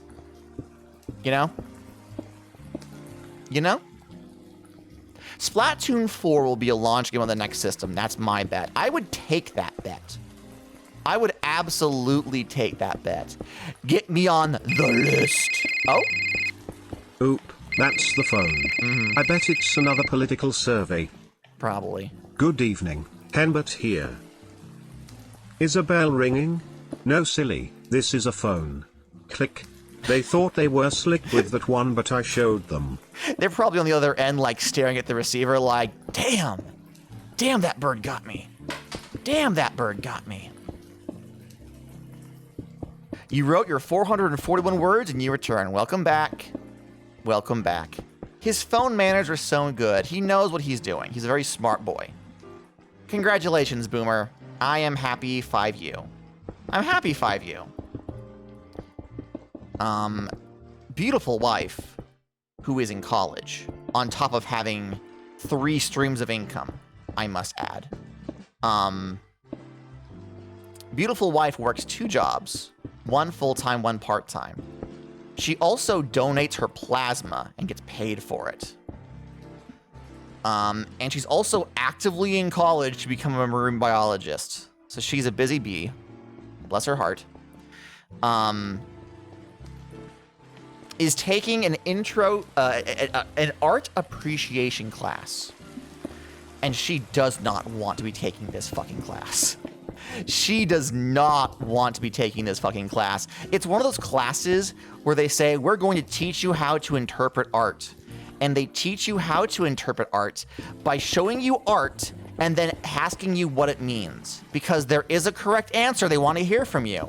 Ignoring the entire point of art, which is in that it's supposed to make you feel something, and how you feel and how you engage with that artwork is what it air quote means. But this is generalized education, and they're like, no, there's a correct answer. And if you put the wrong one, you're not gonna get enough points. And she's like, I'm not learning how to appreciate art. I'm learning that this person doesn't give a shit about art because they keep choosing the most basic, bare level takes. It's funny, but also very, very sad. Also very, very sad. Have any of you heard, we're going back to video games now that I've got that on my system. Have any of you heard of a concept called the Mario mandates? Do any of you know about a little thing that gets debated quite often in Nintendo circles called the Mario mandates? The Mario mandates is a belief that somewhere around the Wii's life cycle, Nintendo came up with a conspiracy. They wanted Mario, specifically, and the Mario universe to become easier and flattened. And so that Miyamoto himself made a couple of demands for all Mario games going forward. Among them are things such as RPG exclusive characters are not allowed to be referenced. Toads need to have the same design. Luigi is not allowed to express certain emotions. Wario is only allowed to appear in Mario parties. Just a list of like tinfoil hat ideas that are not only destroying Mario as a franchise, but also come directly from the top. And as a result, the only way to save Mario is to be very angry at Japanese developers on the English-speaking internet. My tone should say everything it needs to say about what I think about that. But what happened was, because the Mario universe was fairly loosely defined for a large part of like the Nintendo Entertainment System, the Super Nintendo, N64, like the overarching world building of the Mario universe was very much in flux and changed to match the needs of an individual project, right? That era of gaming had a lot of weird and wild experiences. But also it changed. The Wii was also a time period in which Nintendo was aiming at a more niche market, not a less niche market, really.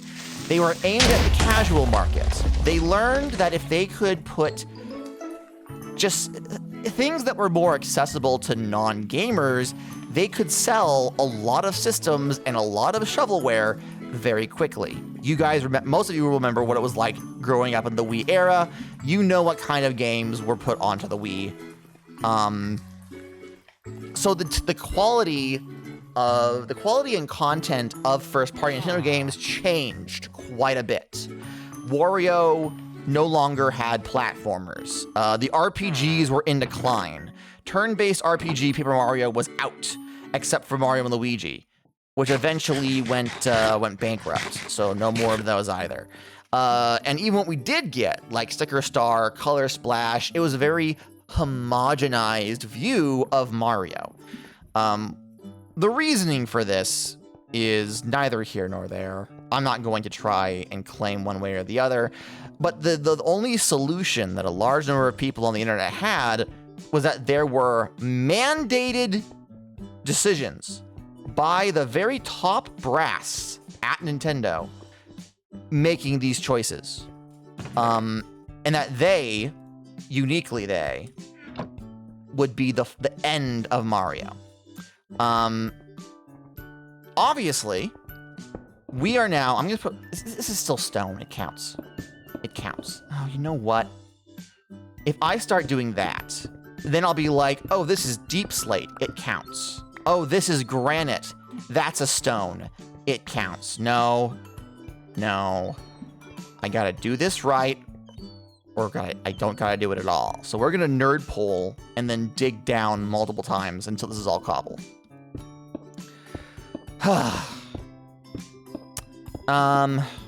What was I saying? Yeah. So this is a very prominent belief in multiple corners of Mario fandom. It's absolute nonsense, I must stress. It is higgledy-piggledy nonsense. Have there been decisions by Nintendo that have negatively impacted the enjoyment of Mario games? Absolutely. Have there been decisions, both business and developmentally wise, like art-wise, for Paper Mario that has made people who enjoy it dislike where it currently stands? Absolutely. Have designers made comments about the state of Mario in regards to the RPG genre that are just poppycock and not well thought out? 100%. Is there a conspiracy headed by Miyamoto to make Mario bad now? No, there fucking isn't. What are you talking about? So, Paper Mario: The Thousand-Year Door is like the last, air quotes, great Mario game, per the people who have this belief. Old Paper Mario, 64 and Thousand-Year Door, are viewed as the last bastion of Mario goodness, to which we shall never return. However, obviously we now live in a universe where Nintendo is not only remaking that last bastion of goodness, they're bringing back a lot of the things that apparently were mandated to never appear. Online discourse around if we would ever get a Thousand-Year Door remake heavily centered around the idea that if we got it back, it would look just like Sticker Star. All the toads would be one-dimensional, we'd have no interesting NPCs, they'd completely, whitewash the entire game in order to match these imaginary declarations. And obviously that's not happening. The remake looks ridiculously faithful, and a lot of the character designs that were supposedly mandated away are coming back, even in the, no-named NPCs in the background of the game. It's there. It's all there. So, when you have a group of individuals who believe a fictionalized narrative and cling to that narrative as a thing that keeps them going in their online excursions, and they are introduced to facts, hard facts that disapprove their theory, well, they just change their minds. They have new data, they know better now, obviously things have changed, and it's no longer a problem anymore, right? Right? Right? Guys? No. I'm not going to even bother sharing any of the takes, but there are people on Twitter right now, actual grown people, who are bending over backwards to explain why we're getting a faithful remake of Paper Mario: The Thousand-Year Door, but also the mandates are real. There are people on Twitter. Hi, Maru! Welcome to the stream. Unfortunately, yes, sadly, people do be tweeting. People do be tweeting, though. The Double Down is a sandwich featured on KFC's menu.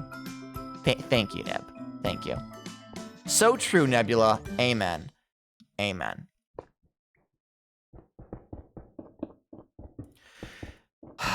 This is getting into, like, online discourse, and I probably shouldn't bring this up, but I do want to share this with you.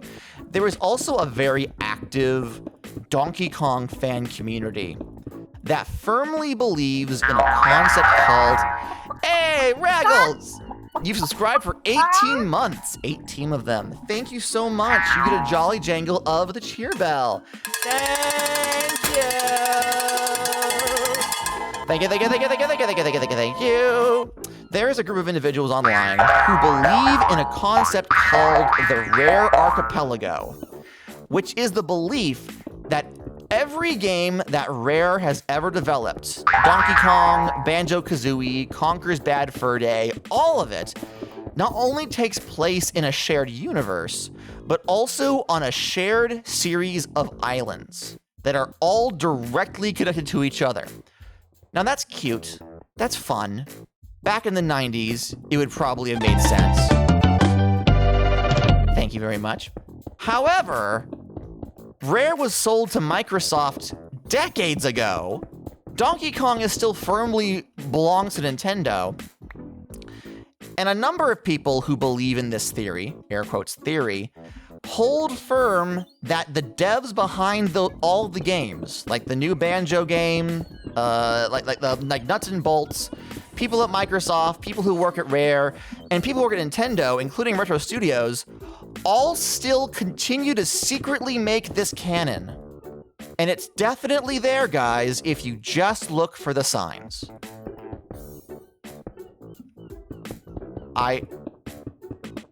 Okay. To be clear, the joke about me saying I also believe in that concept was that you started to say that and then you said, hey, Raglan! I do believe in Raglan. They are on wild levels of copium. What I am finding as an adult who interacted with fandom a whole lot when I was younger, and I don't know if this is a new change or just I was never privy to it previously, is that people... I love Woo. Hi, Kurugia. You're a new name I don't recall, unless we've met somewhere, in which case I know exactly who you are. Who is... You know, actually, hold on a minute. Hold on a minute. This feels like a trap. This feels like I'm going to say, what's Woo? And then you're going to respond with some joke punchline, or I'm going to accidentally have said a slur that I'm not aware of. And then you're going to go, tee-hee, oh, that streamer man, I convinced him to say something naughty that's very clippable and good for TikTok. So unless anyone stops me right now, I'm going to just say that. Going once, going twice. All right, I gave you the chance. Hi, Kurugia. I love Woo. What's Woo? And now this is the part where you get me good. This is the part where you say the punchline, and I go, oh no! Woo is Woo. Okay. I think it might have just been a typo, chat. I think it might have just been a typo.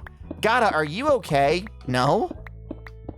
You're watching my stream and you have to ask me that? No. Never. Not for years, I don't think. It all started when I was a wee farmer. As a child, my mother never loved me enough. Therefore, no. I love Woo. Tank Lang. Oh, Tang Clang? Tang Clang? Yeah, Maru, you wanna try that again? You wanna walk that back? Give me 1 second. I just heard something. I heard a noise. I am gonna make sure my cat is not messing with something. Hello? Where are you? What do you have?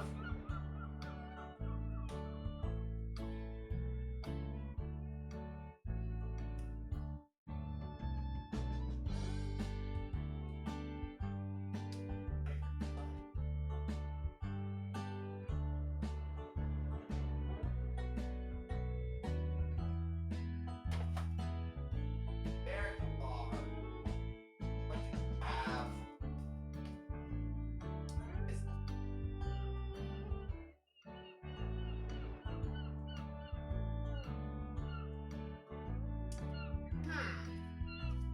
Well, that's interesting. So, Meatloaf has what appears to be the bottom of a piece of furniture, like the riser bit that keeps it from scratching the floor. I don't know what piece of furniture he got it off from. So after stream, I'm gonna have to go around my house doing like a Cinderella thing, trying to figure out whose foot this shoe goes on. Oh no. Oh no, Meatloaf, why? Meatloaf, why? God damn. God damn.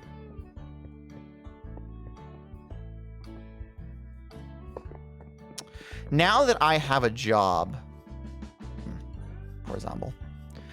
Now that I have a job, now that I am gainfully employed, I am suddenly struck with the inspiration to work on one of my many projects that I haven't touched in ages. Mostly because I did receive the pair of Cloud Curios system neutral adventures. And I was really, really excited for them. I kickstarted them. I literally said, I will not touch this project until I have read these adventures. Because I was really, really hoping that they would inspire some kind of, just some kind of like, spark, some inspiration for how to go about my, my Mario campaign project. And I got the books, and I finally read them, and unfortunately, they are not that helpful. For what I wanted to accomplish, they're not gonna cut it. Which is a damn shame, because it means that I am back at square one. With that, not ideal, all things considered. Boys, can you fucking not? Guys? Start catfighting in the background. Kudagia, yes. Yes, I am. I primarily raise, poultry. I used to have a flock of about 20 assorted chickens, ducks, and such waterfowl. Currently, we are down to a small flock of silkies.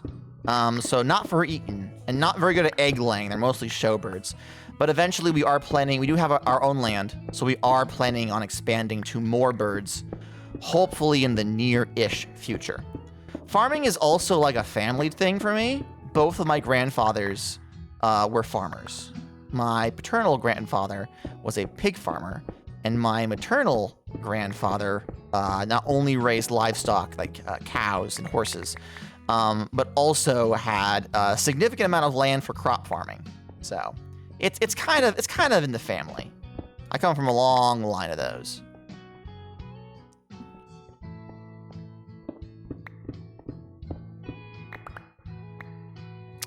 No, unfortunately, this is a server specifically for this is Haycraft. Actually, hold on, do we have a command for that? Haycraft, is that it? Hey. Wouldn't it be wild if a farmer invited me to play Minecraft? Is a 1.20 whitelisted Minecraft SMP featuring a number of creators across Twitch and YouTube. Hey ! Craft is made for content creation, and its members will be streaming, making videos, and doing all sort of other nonsense every week. Yes, this is primarily for me and 9 other individuals. We are not looking at expanding our cast in the nearest future.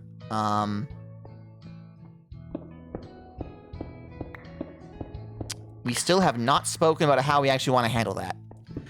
Currently, with the 9 of us. Gata, can I bug you for the copy pasta, actually?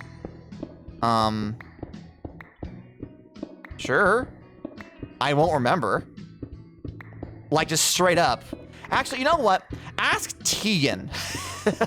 Tegan will have more success at reminding me than anything else that I try to do right now. I was thinking like, okay, should I write this as a note? Should I stop what I'm doing and focus on this? No. No, I won't remember one way or the other. So, Tegan, if you're still here, remind me to give Boomer the copy pasta later.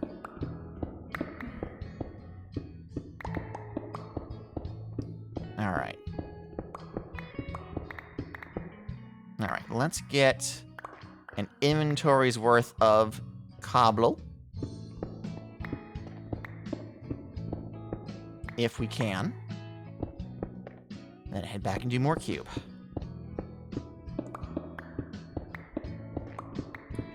What I honestly and truly need to do is set up some kind of EXP farm. Something semi-passive that will allow me to auto-mend my pick. And then just set myself AFK at the cobble gen for like 3 hours. That would solve my problems, I think.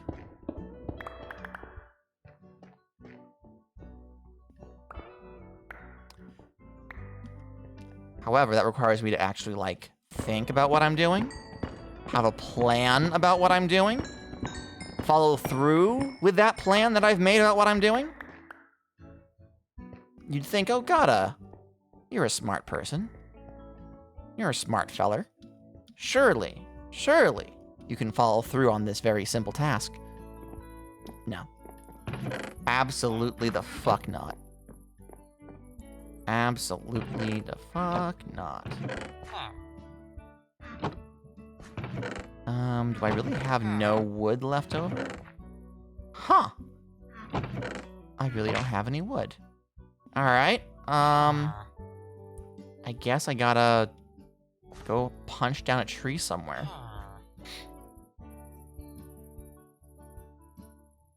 I cannot wait until someone makes an automatic tree farm. I do not want to collect more wood. I just don't. I don't want to keep doing this. I'm tired of this, Grandpa.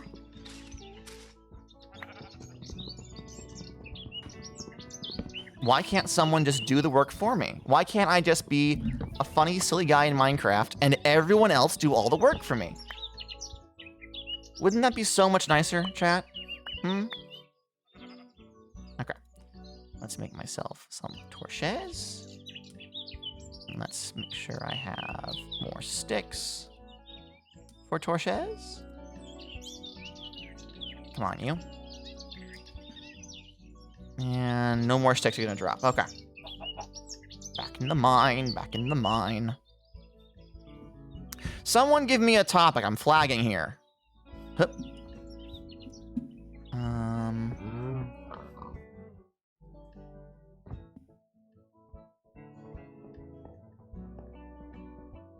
Because aside from stressing out and playing a video game that is not this one, I haven't really done much.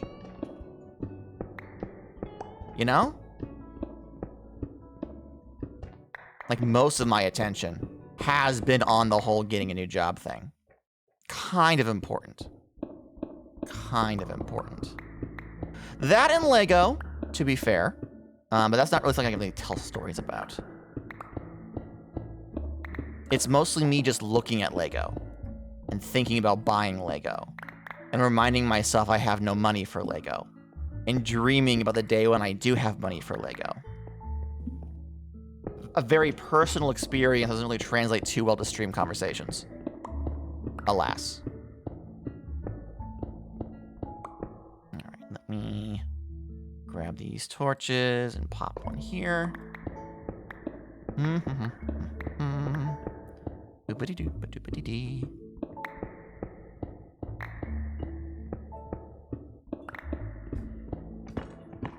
Beautiful Wife's newest book in her Chinese Gay Boy series came out.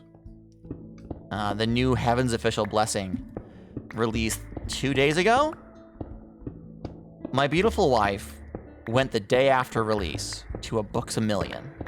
And she's looking at the shelves. She's looking at the shelves. And this attendant comes over. And he says, "Hi there, can I find anything?" And she says, "Hey, this book was released 2 days ago. How does she word it?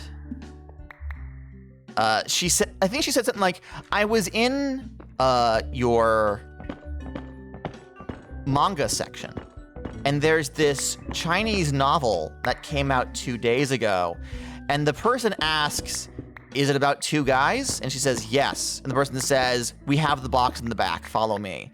And so he knew exactly what she was talking about. They had to open up the new box for her because they hadn't put it on the shelf yet. But he immediately was like, yes, that one. An individual who looks like a lesbian shows up asking for a book about some Chinese homosexuals. I know exactly what book you're talking about. So she got her book. And she immediately started crying about it. She's like, gotta look at them. Look how happy they are. Oh, it's so tragic, their love. And I'm like, yes, dear. Yes, dear. Yes, dear. She picked up the book, right? While I was doing my onboarding for my new job. So I message her while she's checking out. I say, hey, my onboarding is complete. Where are you at? You know, vis-a-vis carpooling. And she says, oh, I'll be right there. And so we get in the car, and the book's in a bag, and she looks at me, and she says, may I see them? And I said, them as in the book you just bought? She says, yes. I am driving, and they are in the bag. However, I would like to see them. So I, in the passenger seat, pick up the bag with her purchase, slowly remove the plastic bag surrounding the book, and watch as my wife get this biggest, doofiest smile as she looks at these two homosexuals in this fictional story and goes, yeah, those are my Blorbos. I loved them. Jesus Christ. I'm the same way with my Blorbos, but also, she was like, I wish to see them. I guess to gaze upon them, gotta. I'm like, okay, all right. Sure thing. Whatever makes you happy.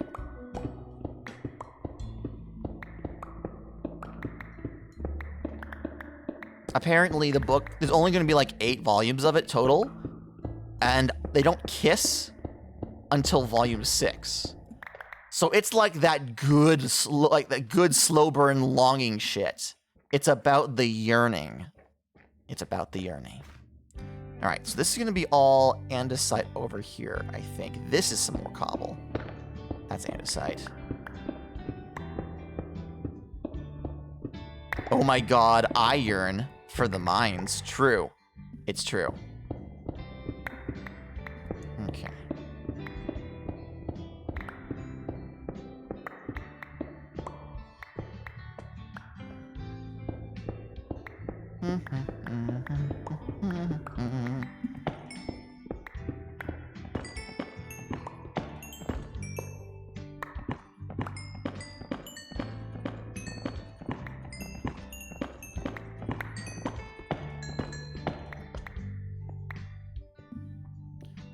Okay. I don't have quite an inventory's worth of cobble just yet. We're getting somewhere close, but it's not there just yet. Alas. So we back in the mines, got our pickaxe swinging from side to side. Okay. That's more andesite.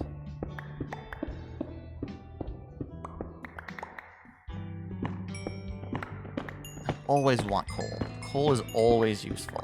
Never not want coal. Gata, what are your thoughts on deadly neurotoxins? Well, I'm not for them, but as we have a two-party system, they deserve their chance to debate. Hi, Sono! Welcome to the stream. Welcome in, Raiders. With a party of what, 6? Deadly neurotoxins, you say? Welcome. You get a jolly jangle of the cheer bell. Thank you. Thank you so much. Welcome in, everybody. We're playing once again on the Haycraft server. I am just mining for cobble. I'm gonna be honest with you guys. I'm just talking about shit while I mine for cobble. It's not the most interesting, I don't think, but it certainly is a thing. Is this the cube or are we just vibing? We're collecting cobble for the cube because I have not been playing Minecraft properly in a while. So I'm trying to get an inventory's worth of resources so we can go and add more things to the cube. Because I'm a bad Minecraft streamer. I'm so bad. Have you picked up cobble from my house? I have so much. May I? May I please? Mommy, may I? Because this is kind of torturous. I don't like it. I don't like it.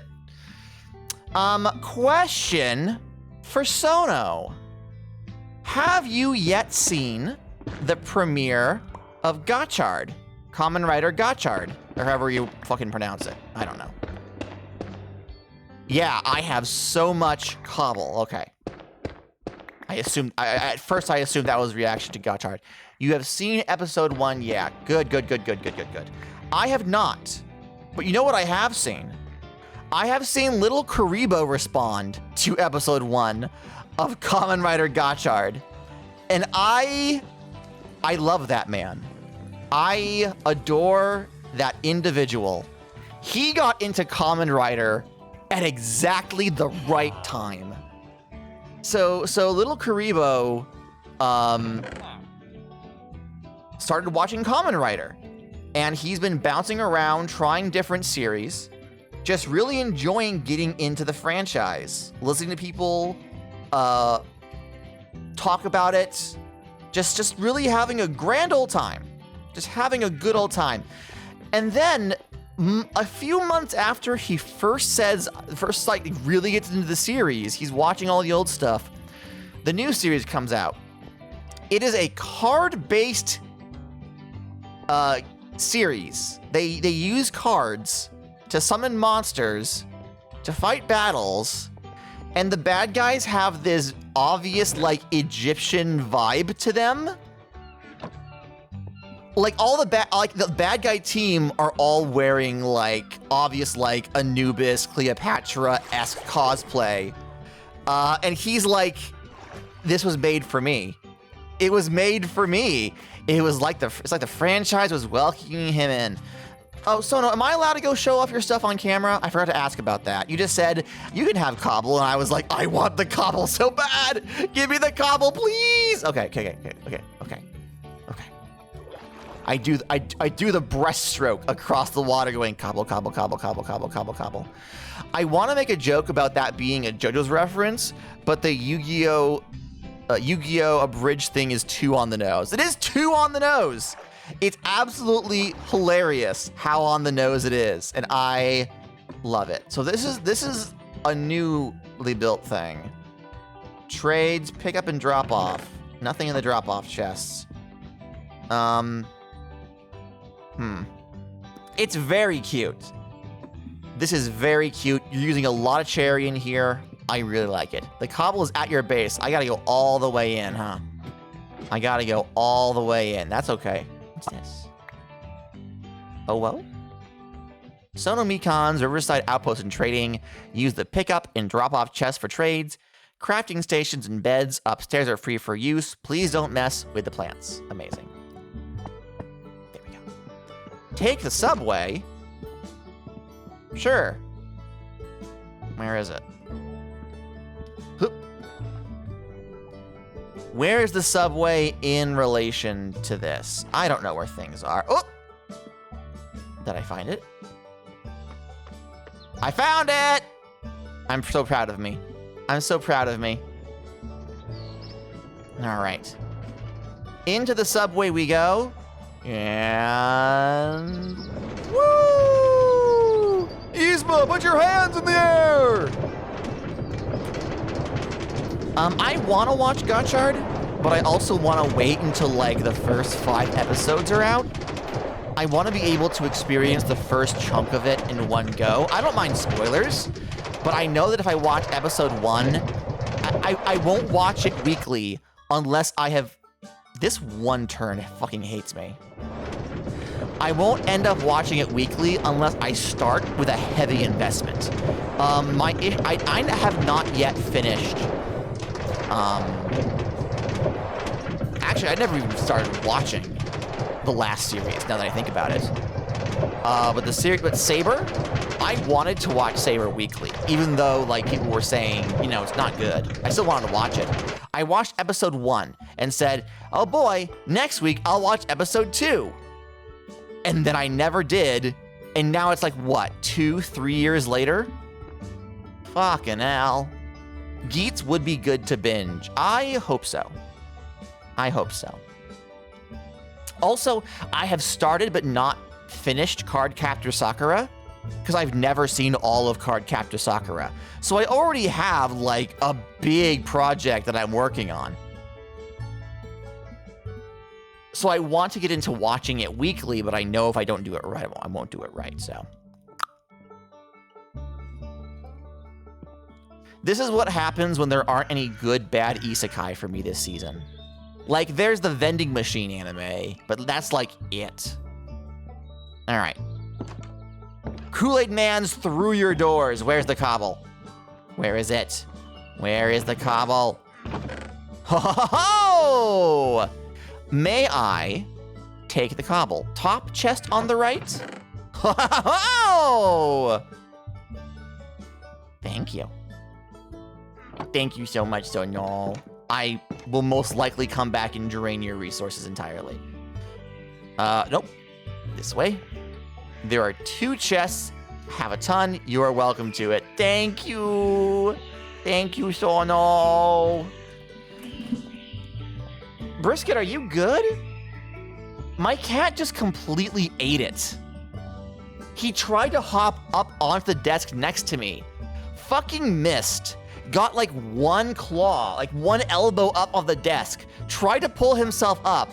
Failed and flopped back down on the ground. Brisket, no! Yeah, no, my cat just fucking ate shit. He's up there now, and he's loafing angrily. Second try was the charm. What a good boy you are. You dumb fucking.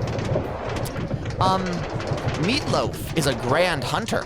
Did you know this? He successfully stalked, pounced, and caught his quarry last night. Do you want to know what he was hunting?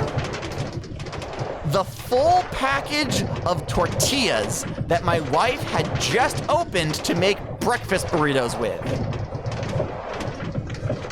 He got the entire package of burritos and fucking ran. An entire like 16-pack of tortillas. He stalked it from the other side of the house, and I was like, what is he going after? What does he see in that kitchen that he wants?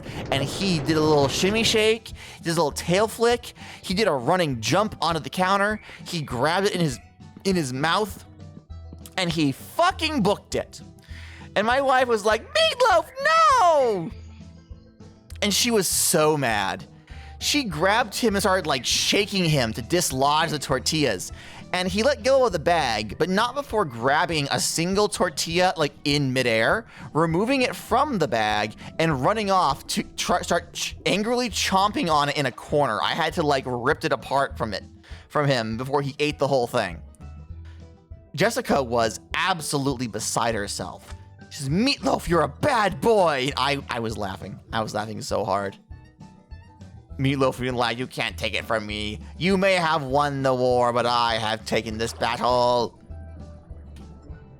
He's definitely something. Also, this may be less cute. We have rats. Not as pets, like swamp rats. They've moved onto our porch, and they have chewed an access point into our walls from the porch. And I know this because it's so hot outside that when we go out into the porch, we see them. Well, they haven't entered the house, right? Like their nesting area is like in the walls of our connected but separately built porch. So they're not like scurrying around and bothering us at night. Like they stay in their little nest off the porch, and they come out at night to go scavenge. They get in our trash and whatnot. We know we have rats, not only because they have successfully broken the container where both the rabbit and chicken feed are. We've patched it up, don't worry. But also because when it's hot out, we see all three of them with their tails stuck out of the hole in the wall because they're trying to air themselves out and cool down when it's so fucking hot outside. And like, I get it, but also, dude, and these are not small rats.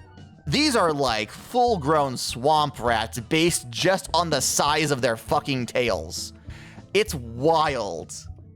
It's like, yeah, no, it's hot girl summer. I get it. Okay, time for mommy to make spaghetti. Swamp rats. Yeah. Yeah, like, they're just animals, right? They're pests, but they're just animals trying to get by.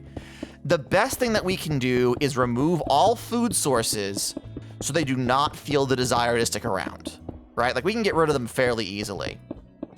This requires some extra effort on our part, on making sure that we get new trash cans that seal, that we have all of our chicken and rabbit feed in a sealed container. You say that to a New York City rat. No, a New York City rat will fuck you up. But also, there's something magical about so many rats in New York City. I've seen footage of like a whole bunch of rats just like poking their heads out of a sewer grate, just being like, what's going on? What's happening? And I'm like, this is terrifying, but also, the NYC rat will beat you in a fight. That's why you do not challenge a rat to a fist fight in New York. Like, you don't fucking fight a pigeon in New York. They were here first, and there are more of them than there are you. Like, know your place. Know your lane. God. Have you seen the guy on TikTok? Right? I don't know if he's like a main character and everyone knows him, or just me specifically. Apparently, there's a guy on TikTok who bought a house, and he noticed that something was getting into his cabinets and getting his food. I had just screamed the word magic. I screamed no when you said the word magical. Thank you for the sub, Rocket. You get a jolly jangle of the cheer bell. Thank you. Come with me, and you'll be in a world of lots of little vermin. I mean, I bought a house, so it can happen to you. It can happen to you. Thank you for the veg. No, guy bought a house and immediately had issues where something was getting into his cupboards and breaking into his food. So he, having never owned a home before, says, TikTok, what do I do? And everyone said, well, put out like bait and trap it, right? Because their thing is like a mouse or whatever, okay? And this guy says, okay. So what he does is he makes a large ring of flour in the middle of his floor. And he says, I'm gonna put the bait in the middle of this ring of flour, and then I'll study the paw prints to know what I'm dealing with. And TikTok was like, kind of weird, but okay. This man puts an entire slice of pizza, a whole ass slice of pizza, on a napkin in the middle of this ring of flour and goes to bed, expecting to find like nibbles of it gone and little mousy footprints directing him towards where they're coming from. He updates TikTok. Where was the cheese on this pizza? I mean, underneath the pepperoni, right? So this man informs TikTok this is his plan, and everyone's wild and like, you're giving this fucking mouse an entire slice of Little Caesars. This rodent eaten pretty. He gonna invite all his friends. He gonna invite all of them. He updates TikTok the next morning. The entire slice of pizza is gone. The path of the flour leads to a nearby closet. The entire slice was dragged through the flour towards a nearby closet, and he studied the footprints. Y'all, this man has an entire raccoon living somewhere in his newly bought house. There is I assume, is a society of ring-faced bandits living in his house, breaking into his cabinets and eating all of his Ritz crackers. I don't know what he plans to do next, but by God, he needs to have a game plan and fast. A whole ass tiny bear took up residence in that building. At that point, give the deed to the raccoon on the next slice of pizza. Just place it next to it and be like, it's your home now. You're responsible for the mortgage. I'm out of here. Goodbye. Like, Jesus Christ. I can't even imagine. Because of what it's been, we have the huntsman spiders showing up. And Meatloaf is okay at catching them when they, move themselves out of their lane. If the huntsmen stay out of sight during daylight hours, I don't mind them, right? As long as they don't bother us when I'm like showering, they can do as they please. If they bother me, if they become visible to me or my wife, I have to do something about it. Like, I'm kind of lax if it's just me. I'm like, oh, haha, I'm gonna turn around, and you had better not be there when I turn back around, Mr. Man. And the spider just kind of looks at me like, hee hee.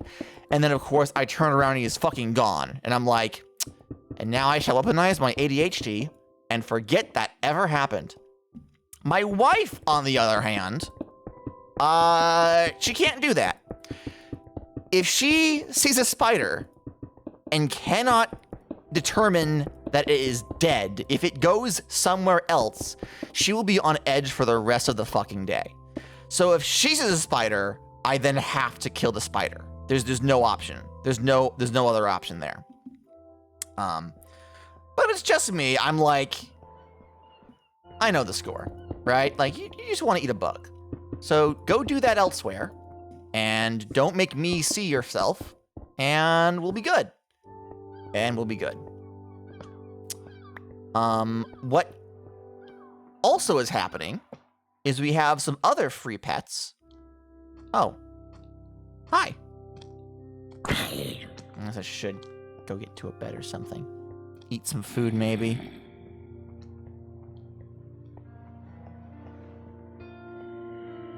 We are not even halfway through the cube. This is a problem of my own creation. I am very stupid.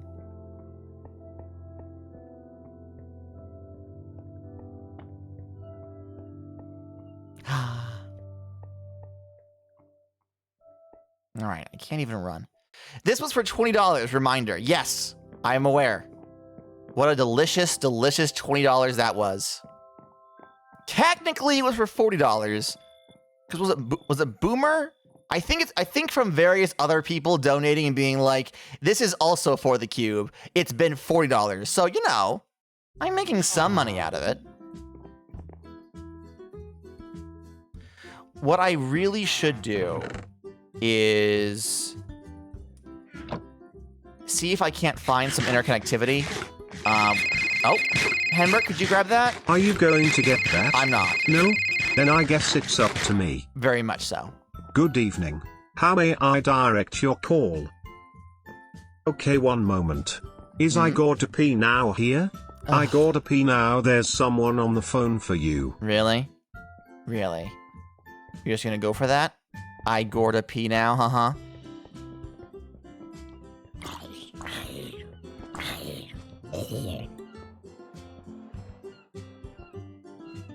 Chickens don't urinate.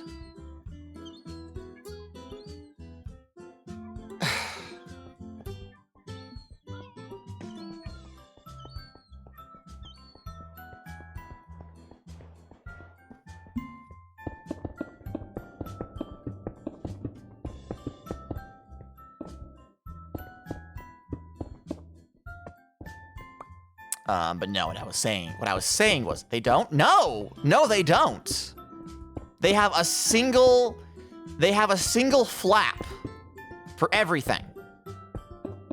Their feces includes their liquid waste, and it all comes out at once. They do not have separate systems for urine and feces. It's all one.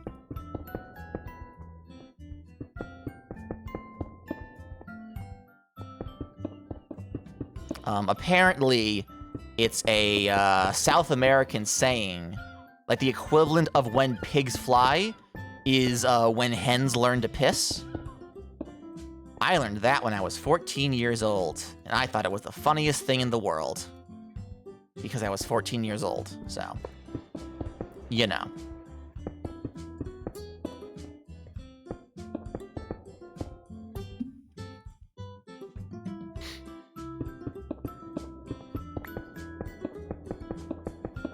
I like the pause between me yelling that out loud and Rocket responding to it. Like, Rocket was just passively enjoying stream, and then all of a sudden, I said one thing, and they were like, no, they scrambled for their phone, like, I need to engage with this immediately. Yeah, no, it all comes out the same flap. This is actually why, among other things, it's incredibly dangerous if a chicken gets egg-bound. If for whatever reason the laying process is interrupted or they are unable to fully pass an egg through the opening, not only does it cut off blood circulation and can cause them paralysis if left unchecked, it's also literally preventing them from expelling any waste until the blockage is cleared. So it's a big problem. It's a big problem. Sorry if that was a little gross, but, you know. Thank you for the curse information and the incredibly accurate description of what led up to that chat. I'm just, like, on the TV screen while Rocket's fiddling around with something else. And then, like, there's a loud chair screeching sound as they sit up and go, I must get my phone immediately. That's good. That's good. I'm getting the engagement I want. Huzzah. Huzzah. One of the things that I have to do once I actually get my job back, right? I need to tweet more. And that sounds funny coming from me. Tweets McGee. Tweeters Jorg, who has hot takes for days and is an outlier and should not have been counted. But I actually haven't been terribly interactive on social media. Mostly, I'll post a take or two just about things that I'm thinking about, cross-posted to Blue Sky, and that's it. I've completely left my Tumblr wide open for anything but that isn't Reblogs. Rather, for nothing but Reblogs. I haven't been timing my content at all. I've just completely let it go. I've let myself go. Unemployment doesn't look good on me. Hopefully, once I have a day job, I can schedule things around. I can get back into the mines, the take mines, you see. And I can start having more opinions on game design. I do miss it. I do miss it, if I'm being honest with you.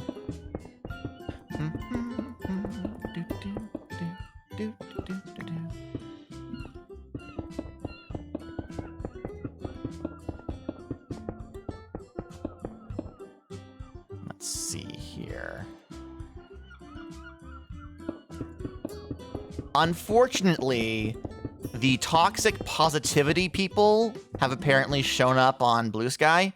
Blue Sky was kind of like a exclusive club for a short time, where the only people that were there were the ones that really wanted to be there. So they very clearly, a lot of people were like, we gotta do something different. We don't have an algorithm or anything. Like we can make this better than just the other Twitter. And for a time it was that. But now we're starting to get a bunch of people from the TTRPG spaces that are all like a toxic positivity, the hashtag TTRPG family kind of stuff. And it's like, well, it was fun while it lasted. You know, like nothing lasts forever. Really wish it would have, but alas. Hello, I'm back. What platform are we talking about? We're talking about Blue Sky. Talking about Blue Sky. Blue skies, lollipops, and rainbows, everything. That's what I do. I don't know the lyrics. Actually, brighter than a lucky penny. Something, something, do do. Da da da da da. You'll be mine. That's all I got. That's all I got, Chief. I should know more, but that's all I got. Cool. This is why I've been waiting for the next media share platform to rise. I took so long to get onto Twitter. Yeah, I mean, the main issue, you know the people who are like rise and grind, let's get those games, and it's like financial advice for people who clearly are not in a position to take that financial advice? And no, okay.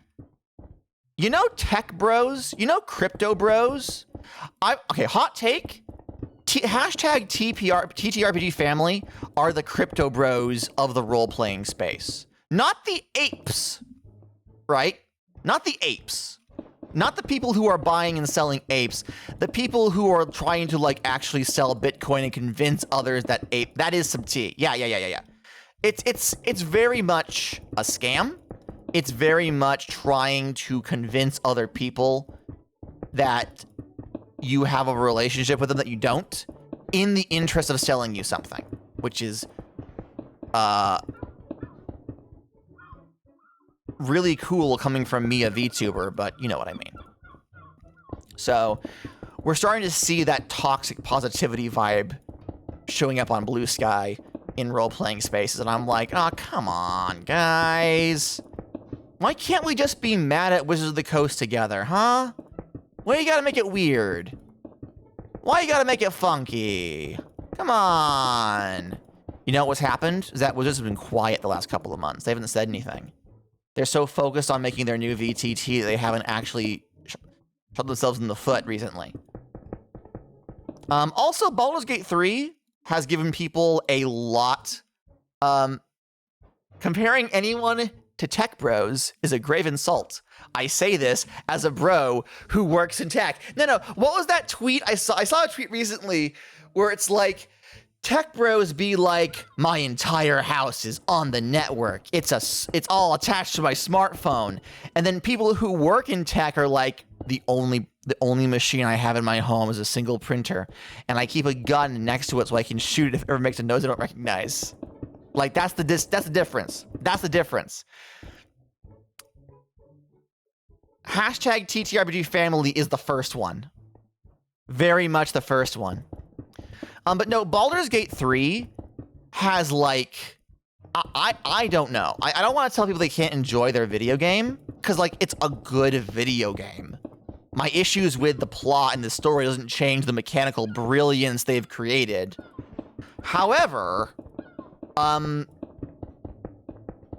WotC didn't actually like make that game. It's licensed by, what is it, Lariat Studios? Computers was a mistake. Agreed. Computers was a mistake. This is going off the topic that I initially started, but there's a guy on YouTube who's decompiling the first Lego Island PC game, and explaining how video games were made back in the early 90s before before MP3 as a file type existed is just absolutely wild. just hearing him talk about how he's trying to retroactively document all of these programs that are completely defunct in today's coding scene, but absolutely necessary for the time the game was made and for anyone trying to like modify the game now. He has multiple videos on the topic. It's really great. But it is very much a computers was a mistake moment, because I only have the basic information that he's given me, and I'm like, this is too much. This is too fucking much for me. Like, damn, there's a reason I'm a Minecrafter and not a coder. You know, maybe there was a universe where that became my focus. Not this one. Not this one at all. But yeah, to get angry at WotC again. A lot of the goodwill towards the D&D brand is coming from Baldur's Gate 3. And like, that's just them licensing the franchise. And it still has a lot of the lore issues that make the Forgotten Realms unpalatable to me. But I see a lot of people like, yeah, no, this is why I love D&D. And I'm like, but you understand. You know the difference. You know that Mr. Hasbro didn't give this to you directly as like an apology.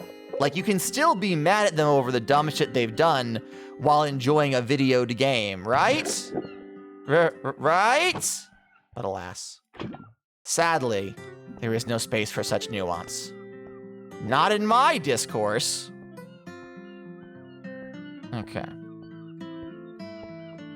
Let's start filling out this area just a little bit. No, gotta. They need a superhero like you to tell them. Shut up, Jen.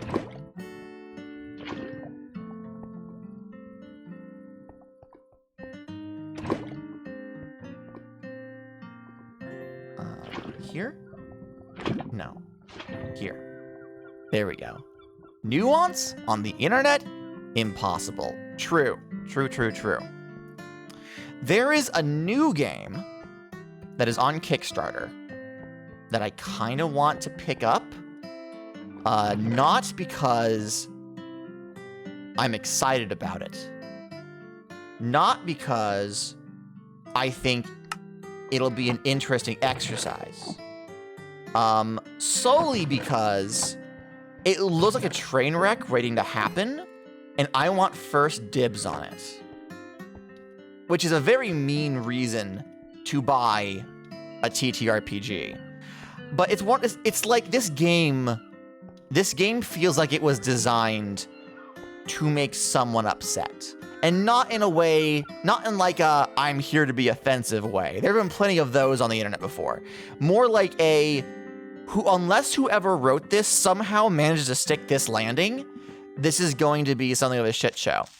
The game itself, I want you to give this TTRPG to hear your hot takes. The game is called, it's something, it's cottages and, what was the other thing? So it is, quote, a cottagecore monster hunting game where the players are given a cute cabin. No, here's the thing, right? I think the title should be Cottages and Kobolds, because it matches the same vernacular of Dungeons and Dragons, right? Location and fantasy creature. Oh, you know what? Fuck it. Let me pull this up. Where's my phone? Where's my damn phone? I'm looking this up now. Okay, I have a new follower on Blue Sky. Neat. All right, pull up Kickstarter. So like, here's the thing, right? The game itself looks feasible, but the design language around it makes me really, really worried.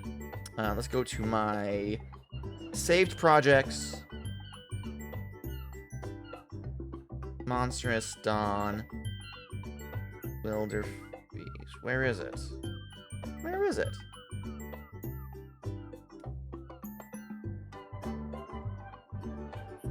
Here it is. It is called Cottages and Cerberus. So they both start with the letter C. This is the most minor nitpick I have, and this is what caught my eye. Both words start with a C. So it kind of matches the vernacular they're going for, but also there are a number of other fantasy creatures they could have used that use the hard K sound, so it matches cottages. And I'm like, did you? I wonder if maybe cottages and kobolds was the working title, and then they were like, well, a C and a K just looks weird together. So we're gonna not use that. We're just gonna choose something else, like late in development. So it's a cottagecore based adventuring game where the player's party is given a cottage and they have to go out into the world and slay monsters monster hunting style, specifically so they can make upgrades to their cottage. Maybe it's pronounced Kerberos, but then why with the C? Why with the C? In that case, wouldn't it be Kerberos? It would be spelled with like the Greek spelling to match. I don't know.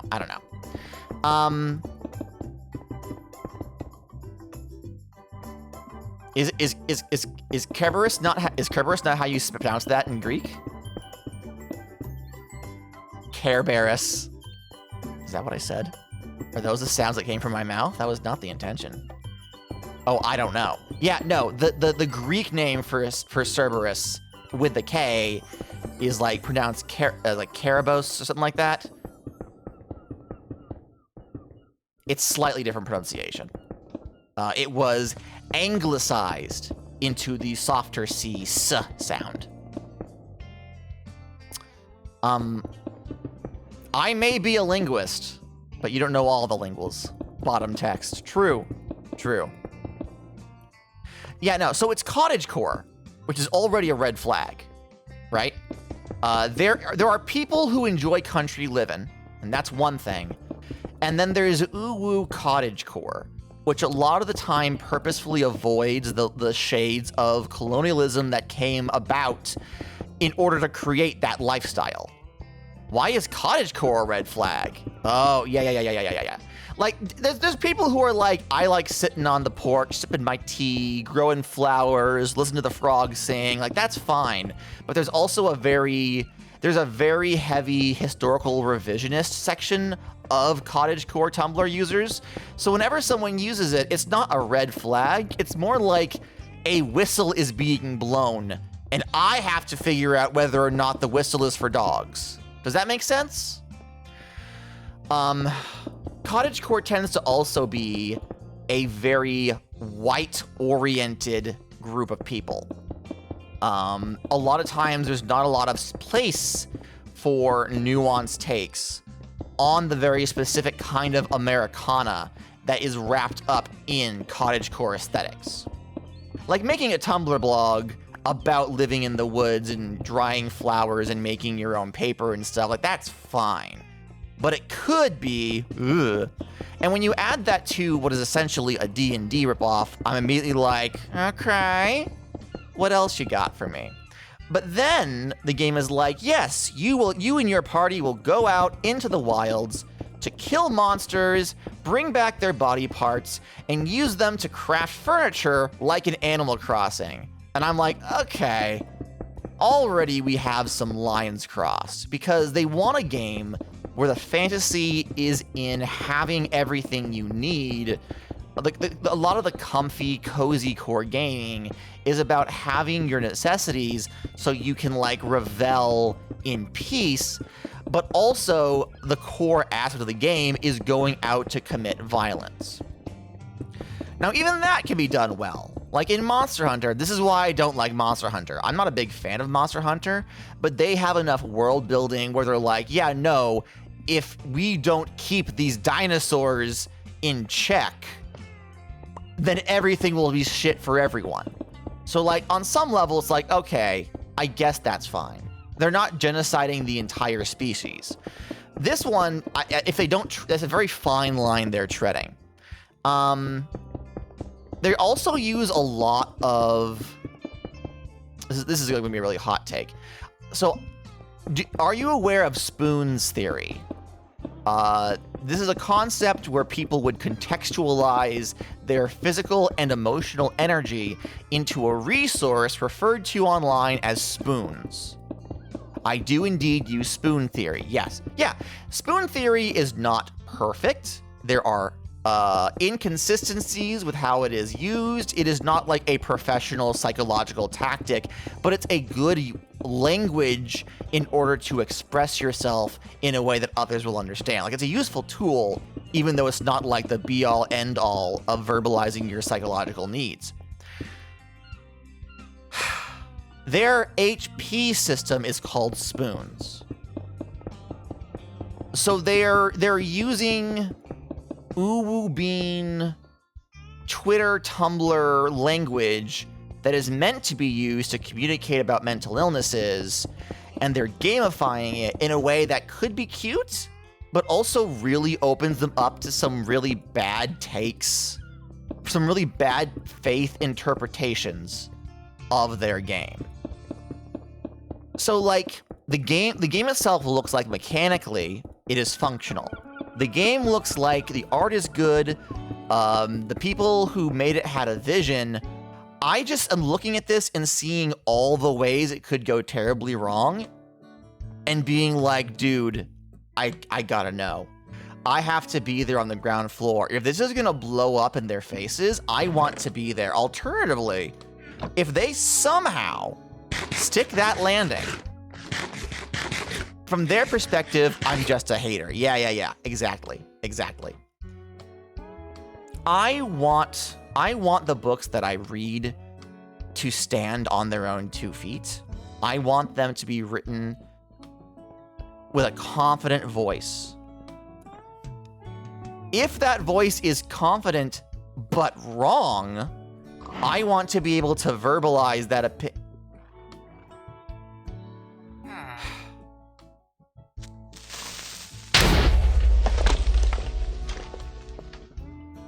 That was a fine how do you do.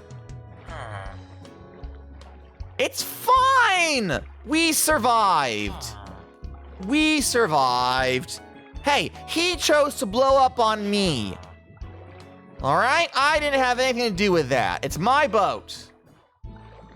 Do I have a path through here? I have a very skinny path through here. I'm going to get more cobble. I need it.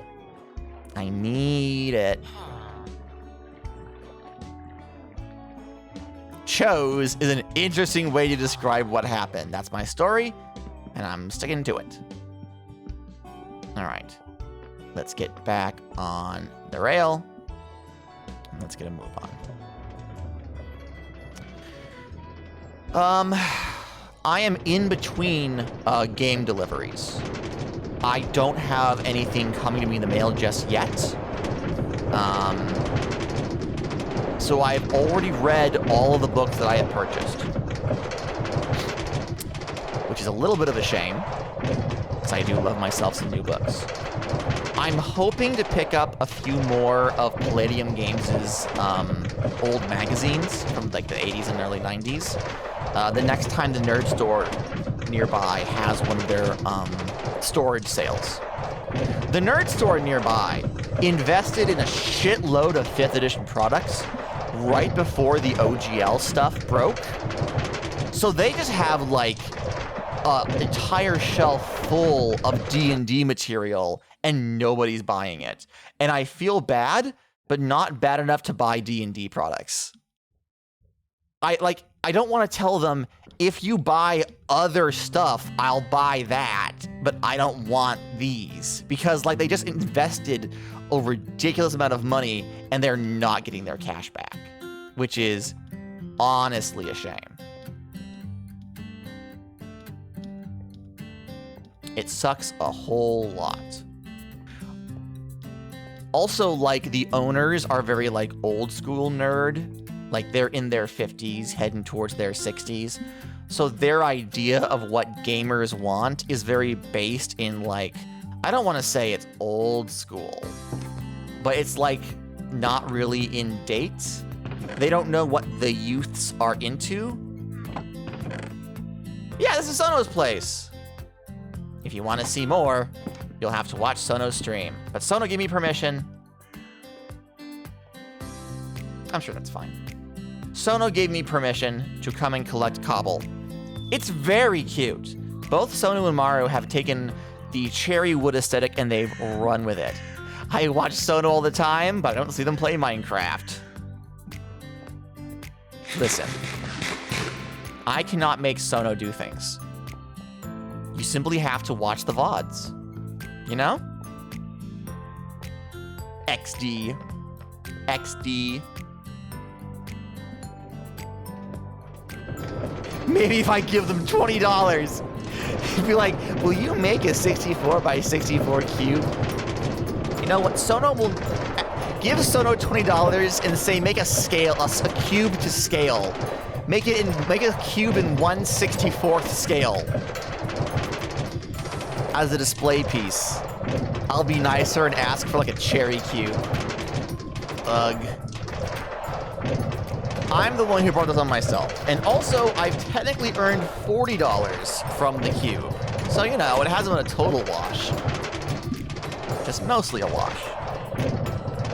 True. True indeed.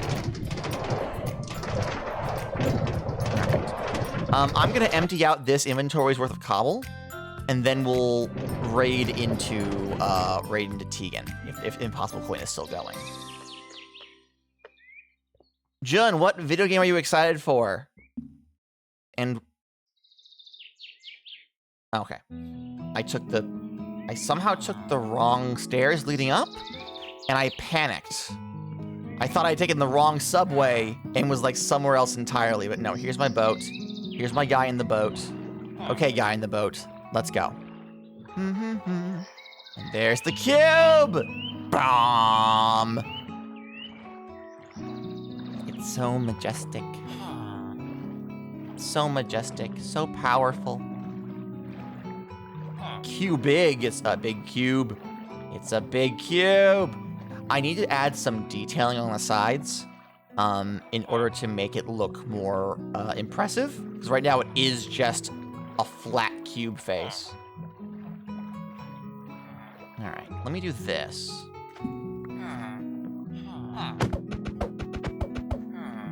There you go, buddy. Oh, I don't have... okay.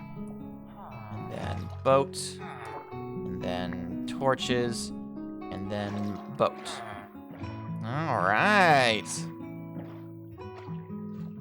Let's go ahead and bring this boat all the way over to the water entrance. I need to build some kind of like fancy dock here as well. Put some vines over it so it's like low-key hidden. All right, let's get back to putting on cobble.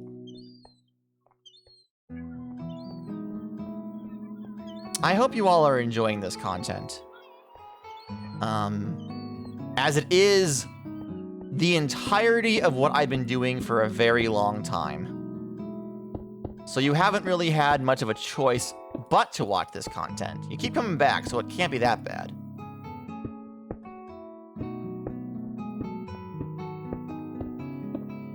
I do like listening to you rant. That's good. It's what I do best. Have opinions on the internet. I'm so good at this. Just so good. I'm the master at ranting on the internet.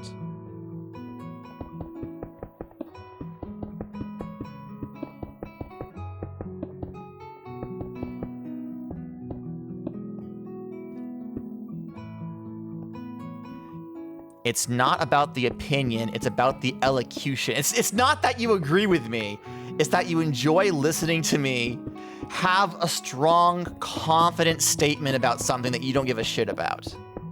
I get ya. I get ya. I get ya. I could be a YouTube essayist. What if I got really into FNAF lore and wrote an extended... No, it's about how you give a strong opinion. Well, thank you. Nice to know that even when I'm dead wrong, I can convince people that I am right by simply insisting that I am. Finally, I have weaponized my white manness. I listen to your FNAF lore. Oh, God. I used to listen to Matt Pat FNAF. So here's the thing, right? I firmly believe that Matt Pat had not 100% correct, but at least up until about Sister Location, Matt Pat was on the money with the lore of Five Nights at Freddy's. I firmly believe that even if he had a couple of things wrong and was barking up a couple of wrong trees, he had the story of FNAF down. It was completely logical, tied up with a ribbon. It just worked, okay? And I still hold that Matt Pat's idea of what the story of FNAF is for the original Afton saga, from FNAF 1 leading up until Ultimate Custom Night, is a good, complete story. I want that to be the Five Nights at Freddy's lore, with Security Breach being a completely separate story that happens to take place in the same universe, right? However, it has been well documented that as fans started to solve mysteries in the games, Scott Cawthon changed the story as he went along. He has admitted to completely dropping plot threads because he didn't either thought the community was too close to the answer and wanted the mystery to stay a mystery, or he listened to community feedback to the stories he had written to the games and decided to remove stuff that he had hinted at because he didn't think the community would like it. This is like known, right? So we know for a fact that this man can and will completely change this what the lore is in between games to match his whims. And he even like God. The Silver Eyes trilogy, those books only exist because people didn't catch what Sister Location was supposed to be about. They didn't grasp what the illusion discs, like how important the illusion discs were. So we had to make an entire novelization to explain them because people weren't getting the information from the games. They bypassed that information entirely. I firmly believe, even though they've changed, the lore's changed since, I don't even know. Oh, the novels. Yeah. The original novels. Scott Cawthon, bless his heart, cannot write a cohesive story and stick to his decisions. There is an unreliable narrator, right? Like okay, so in FNAF Help Wanted, the VR game, we are told by the Freddy Fazbear's employee who is guiding us through our job that the original FNAF games were propaganda made by a rogue game developer, right? Except, and like that was there to establish that whatever happens at in the Five Nights at Freddy's canon going forwards, the original games cannot be trusted. In universe, the Five Nights at Freddy's games exist, and they're not quite accurate to how things really happened, TM, right? That's good. But then Scott saw people reacting to what they saw as a jettisoning of the old lore, and people weren't sold on it. So instead, he pulled it back. So, oh no, Security Breach definitely takes place over the actual pizzeria from Ultimate Custom Night, so everything in those games are true. But then they aren't true. But then maybe they're true. Maybe it's just it's back and forth. Not because there's this grand narrative that Scott is stringing us along and we just haven't figured it out yet. No, Scott just can't fucking tell a cohesive story. Scott can't make up his goddamn mind. In the new book, yeah, the wishy-washy makes it so hard to follow that I just get caring. Yeah. it definitely makes for, if the lore is constantly changing, then that means that people who are interested in lore can consistently come back and have relitigate what they thought was true. If Scott is constantly moving the goalposts and changing what is considered canon and what isn't considered canon, that means that there is endless hours of like YouTube discussions and essays that can be made whenever the man so much as sneezes.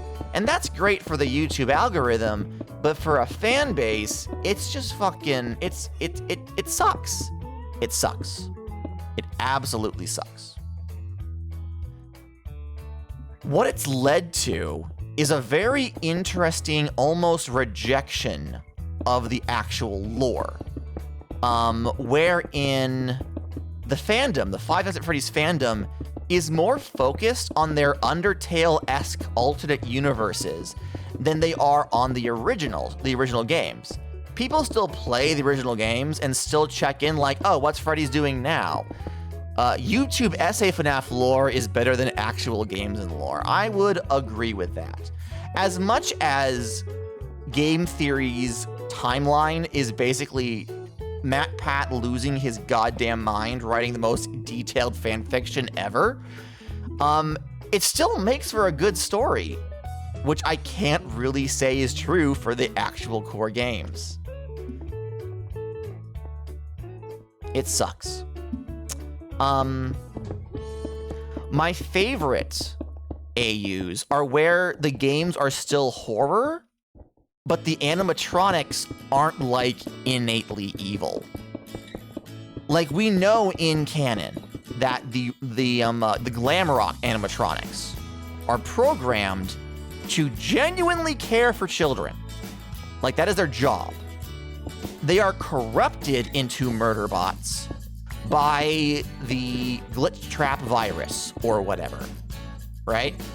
But the Glamrocks have like advanced AI. They're essentially sentient, which raises a whole lot of questions about the ethics of even like the happier side of FNAF, of the Five Nights at Freddy's franchise, right? Like if you didn't know about all the murders and stuff, just being like, oh hey, they invented intelligent life, and they're using them as slaves for their 80s themed pizza restaurant? Hold on a minute.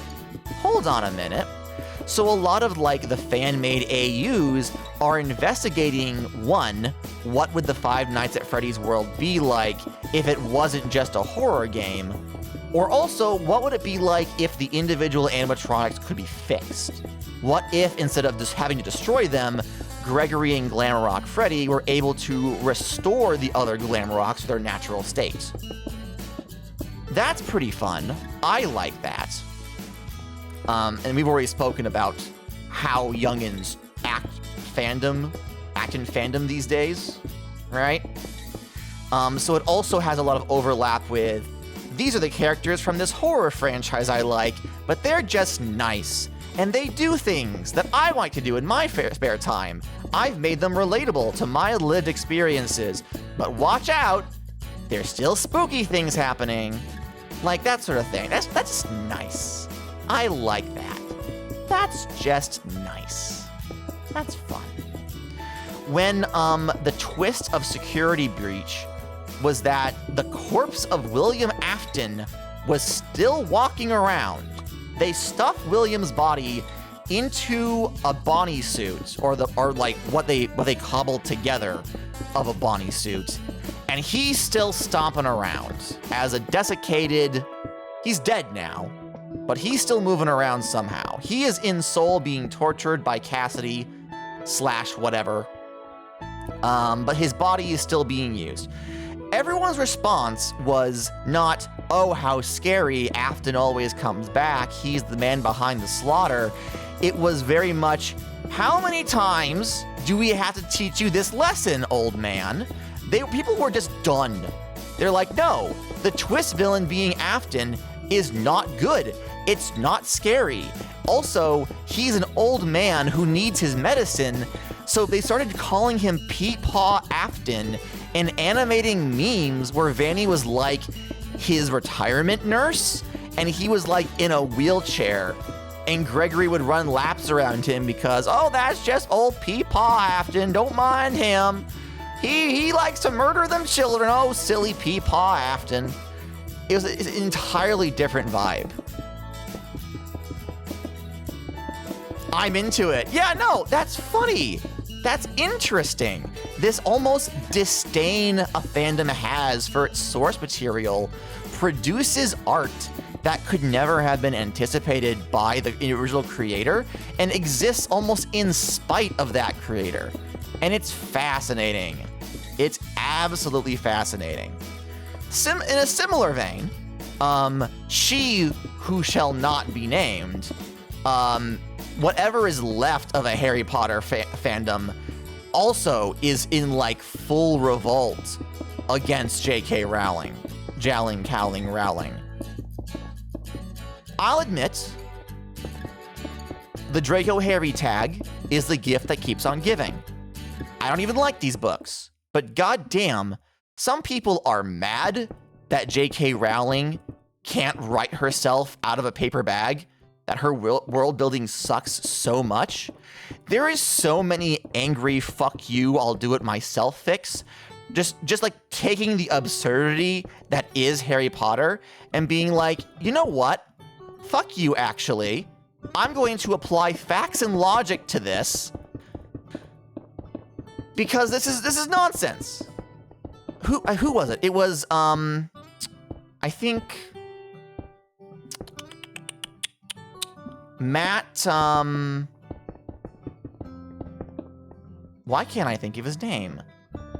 Sexy Critical Role Matt. Starts with a C. That guy, anyway. He and, yes, no, I'm aware it's 8 p.m. Matt Mercer! Right, no, it doesn't start with a C. Matt Mercer, not Matt Colville. That's why I was messing up. I'm like, damn, no. Matt Mercer.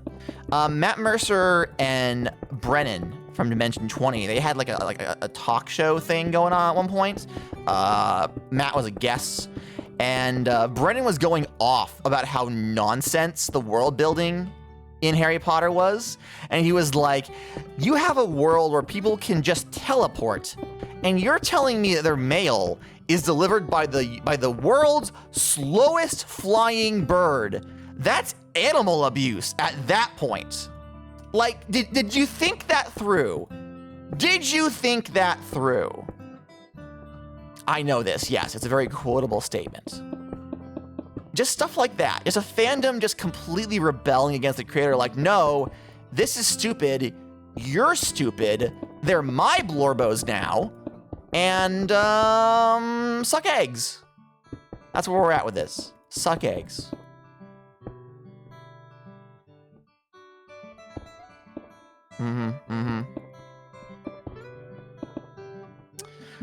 Beautiful Wife went and saw the Dracula movie, The Last Voyage of the Demeter.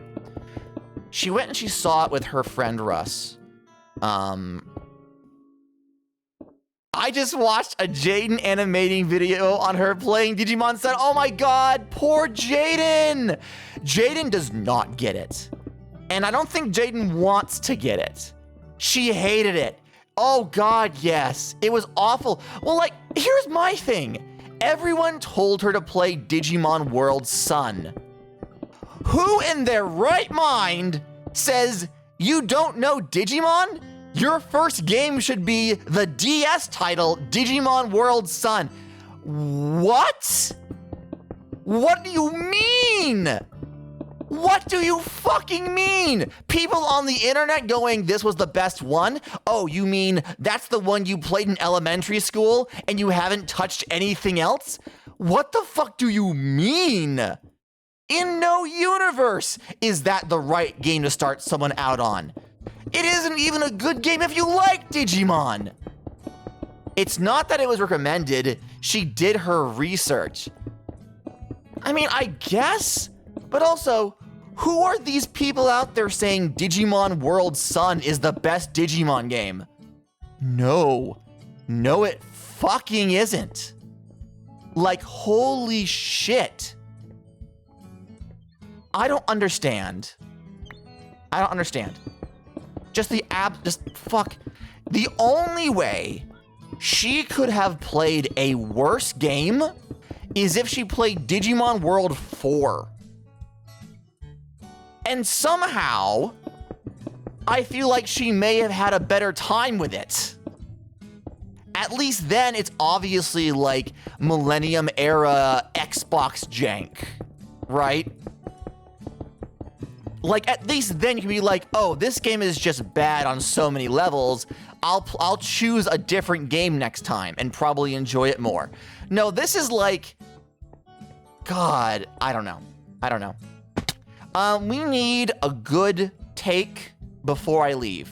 I've been upset about things for the last 30 minutes. So, Jun, tell me to talk about something real quick that'll leave us on a happy note before we raid into Tegan. Anything at all. Hit me. You're on the spot. You're in charge. Flashlight over your head. Come on, Jun, you got this. I believe in you. You can do it. Just the first thing that comes to mind. I can't make decisions. What's the most blorbiest thing you encountered today? Any blorbo, my blorbo, your blorbo, someone else's blorbo. Talk about how you're looking forward to the Digimon movie. I had to purposefully not think about the Digimon movie. I have had to look myself in the mirror. I had to poke my reflection and say, we're not fucking dealing with this shit today. We're not doing it. We're not fucking doing it. Oh? Huh? Oh. Oh, hi! Hi! Hi, Boomer. I just heard a muffled hello from the distance, and I'm like, that's not a villager. No. I mean, I can make the... There you go. I have some cobblestone for you. You do? I do. Oh, blessed be. Happy days. Oh, thank you so much. Feel free to shove it literally fucking anywhere. Yeah, it's like 11 stacks that's in this middle chest. That's nothing. That's not nothing. That's not nothing is the sentence I was trying to say. That's great. Thank you so much. I know you've been struggling with I've been struggling. You've been struggling. I've been going through it. I think great though. I think. Okay, so counting the rings, we are 1, 2, 3, 4, 5 full-ish layers, but then it doesn't count us going high up the sides. So I'm gonna say 6. We're 6 layers out of 64. Hey, that's not nothing. That's not nothing. It's been 2 months. $20. $20. Let's go. Because I also paid you 20, so it's $40. Yes, yeah. $40. The cube showers blessings upon ye, Boomer. It is true. It is true. Thanks. Raglan fucking gets after me for not like having like the best armor and not having access to cool weapons, and I'm like, look at this and tell me where I fucking have to find the time. Oh, you're making slime farms? Oh, you have like a giant castle? Look me in the eyes and tell me that I could have spent my time more effectively. I dare you. Like, fuck off. But it's happening. It's progressing. I'm proud of myself for what I've done so far. Yeah. And yeah. I mean, six full rows, like filled rows of 64 by 64 blocks. That's nothing to scoff at. That's just say nothing of the fact that we also did the fucking sides first. So yeah, you know, fucking hell. All right. Well, on that note, I was about to raid over to Tegan, so I will say goodbye to you, Boomer. Thank you for the cobble. I appreciate it. Absolutely, no problem. And we are going to raid into Impossible Coin. Let's see. Impossible Coin. I will be back tomorrow, the next day, And also we're going to be doing Stardew Valley on Sunday. Monday is up in the air because of new job. So look forward to more Cube tomorrow. I will see you guys later. Have a good night, everybody. Bye-bye. Bye, everyone. Bye, guys.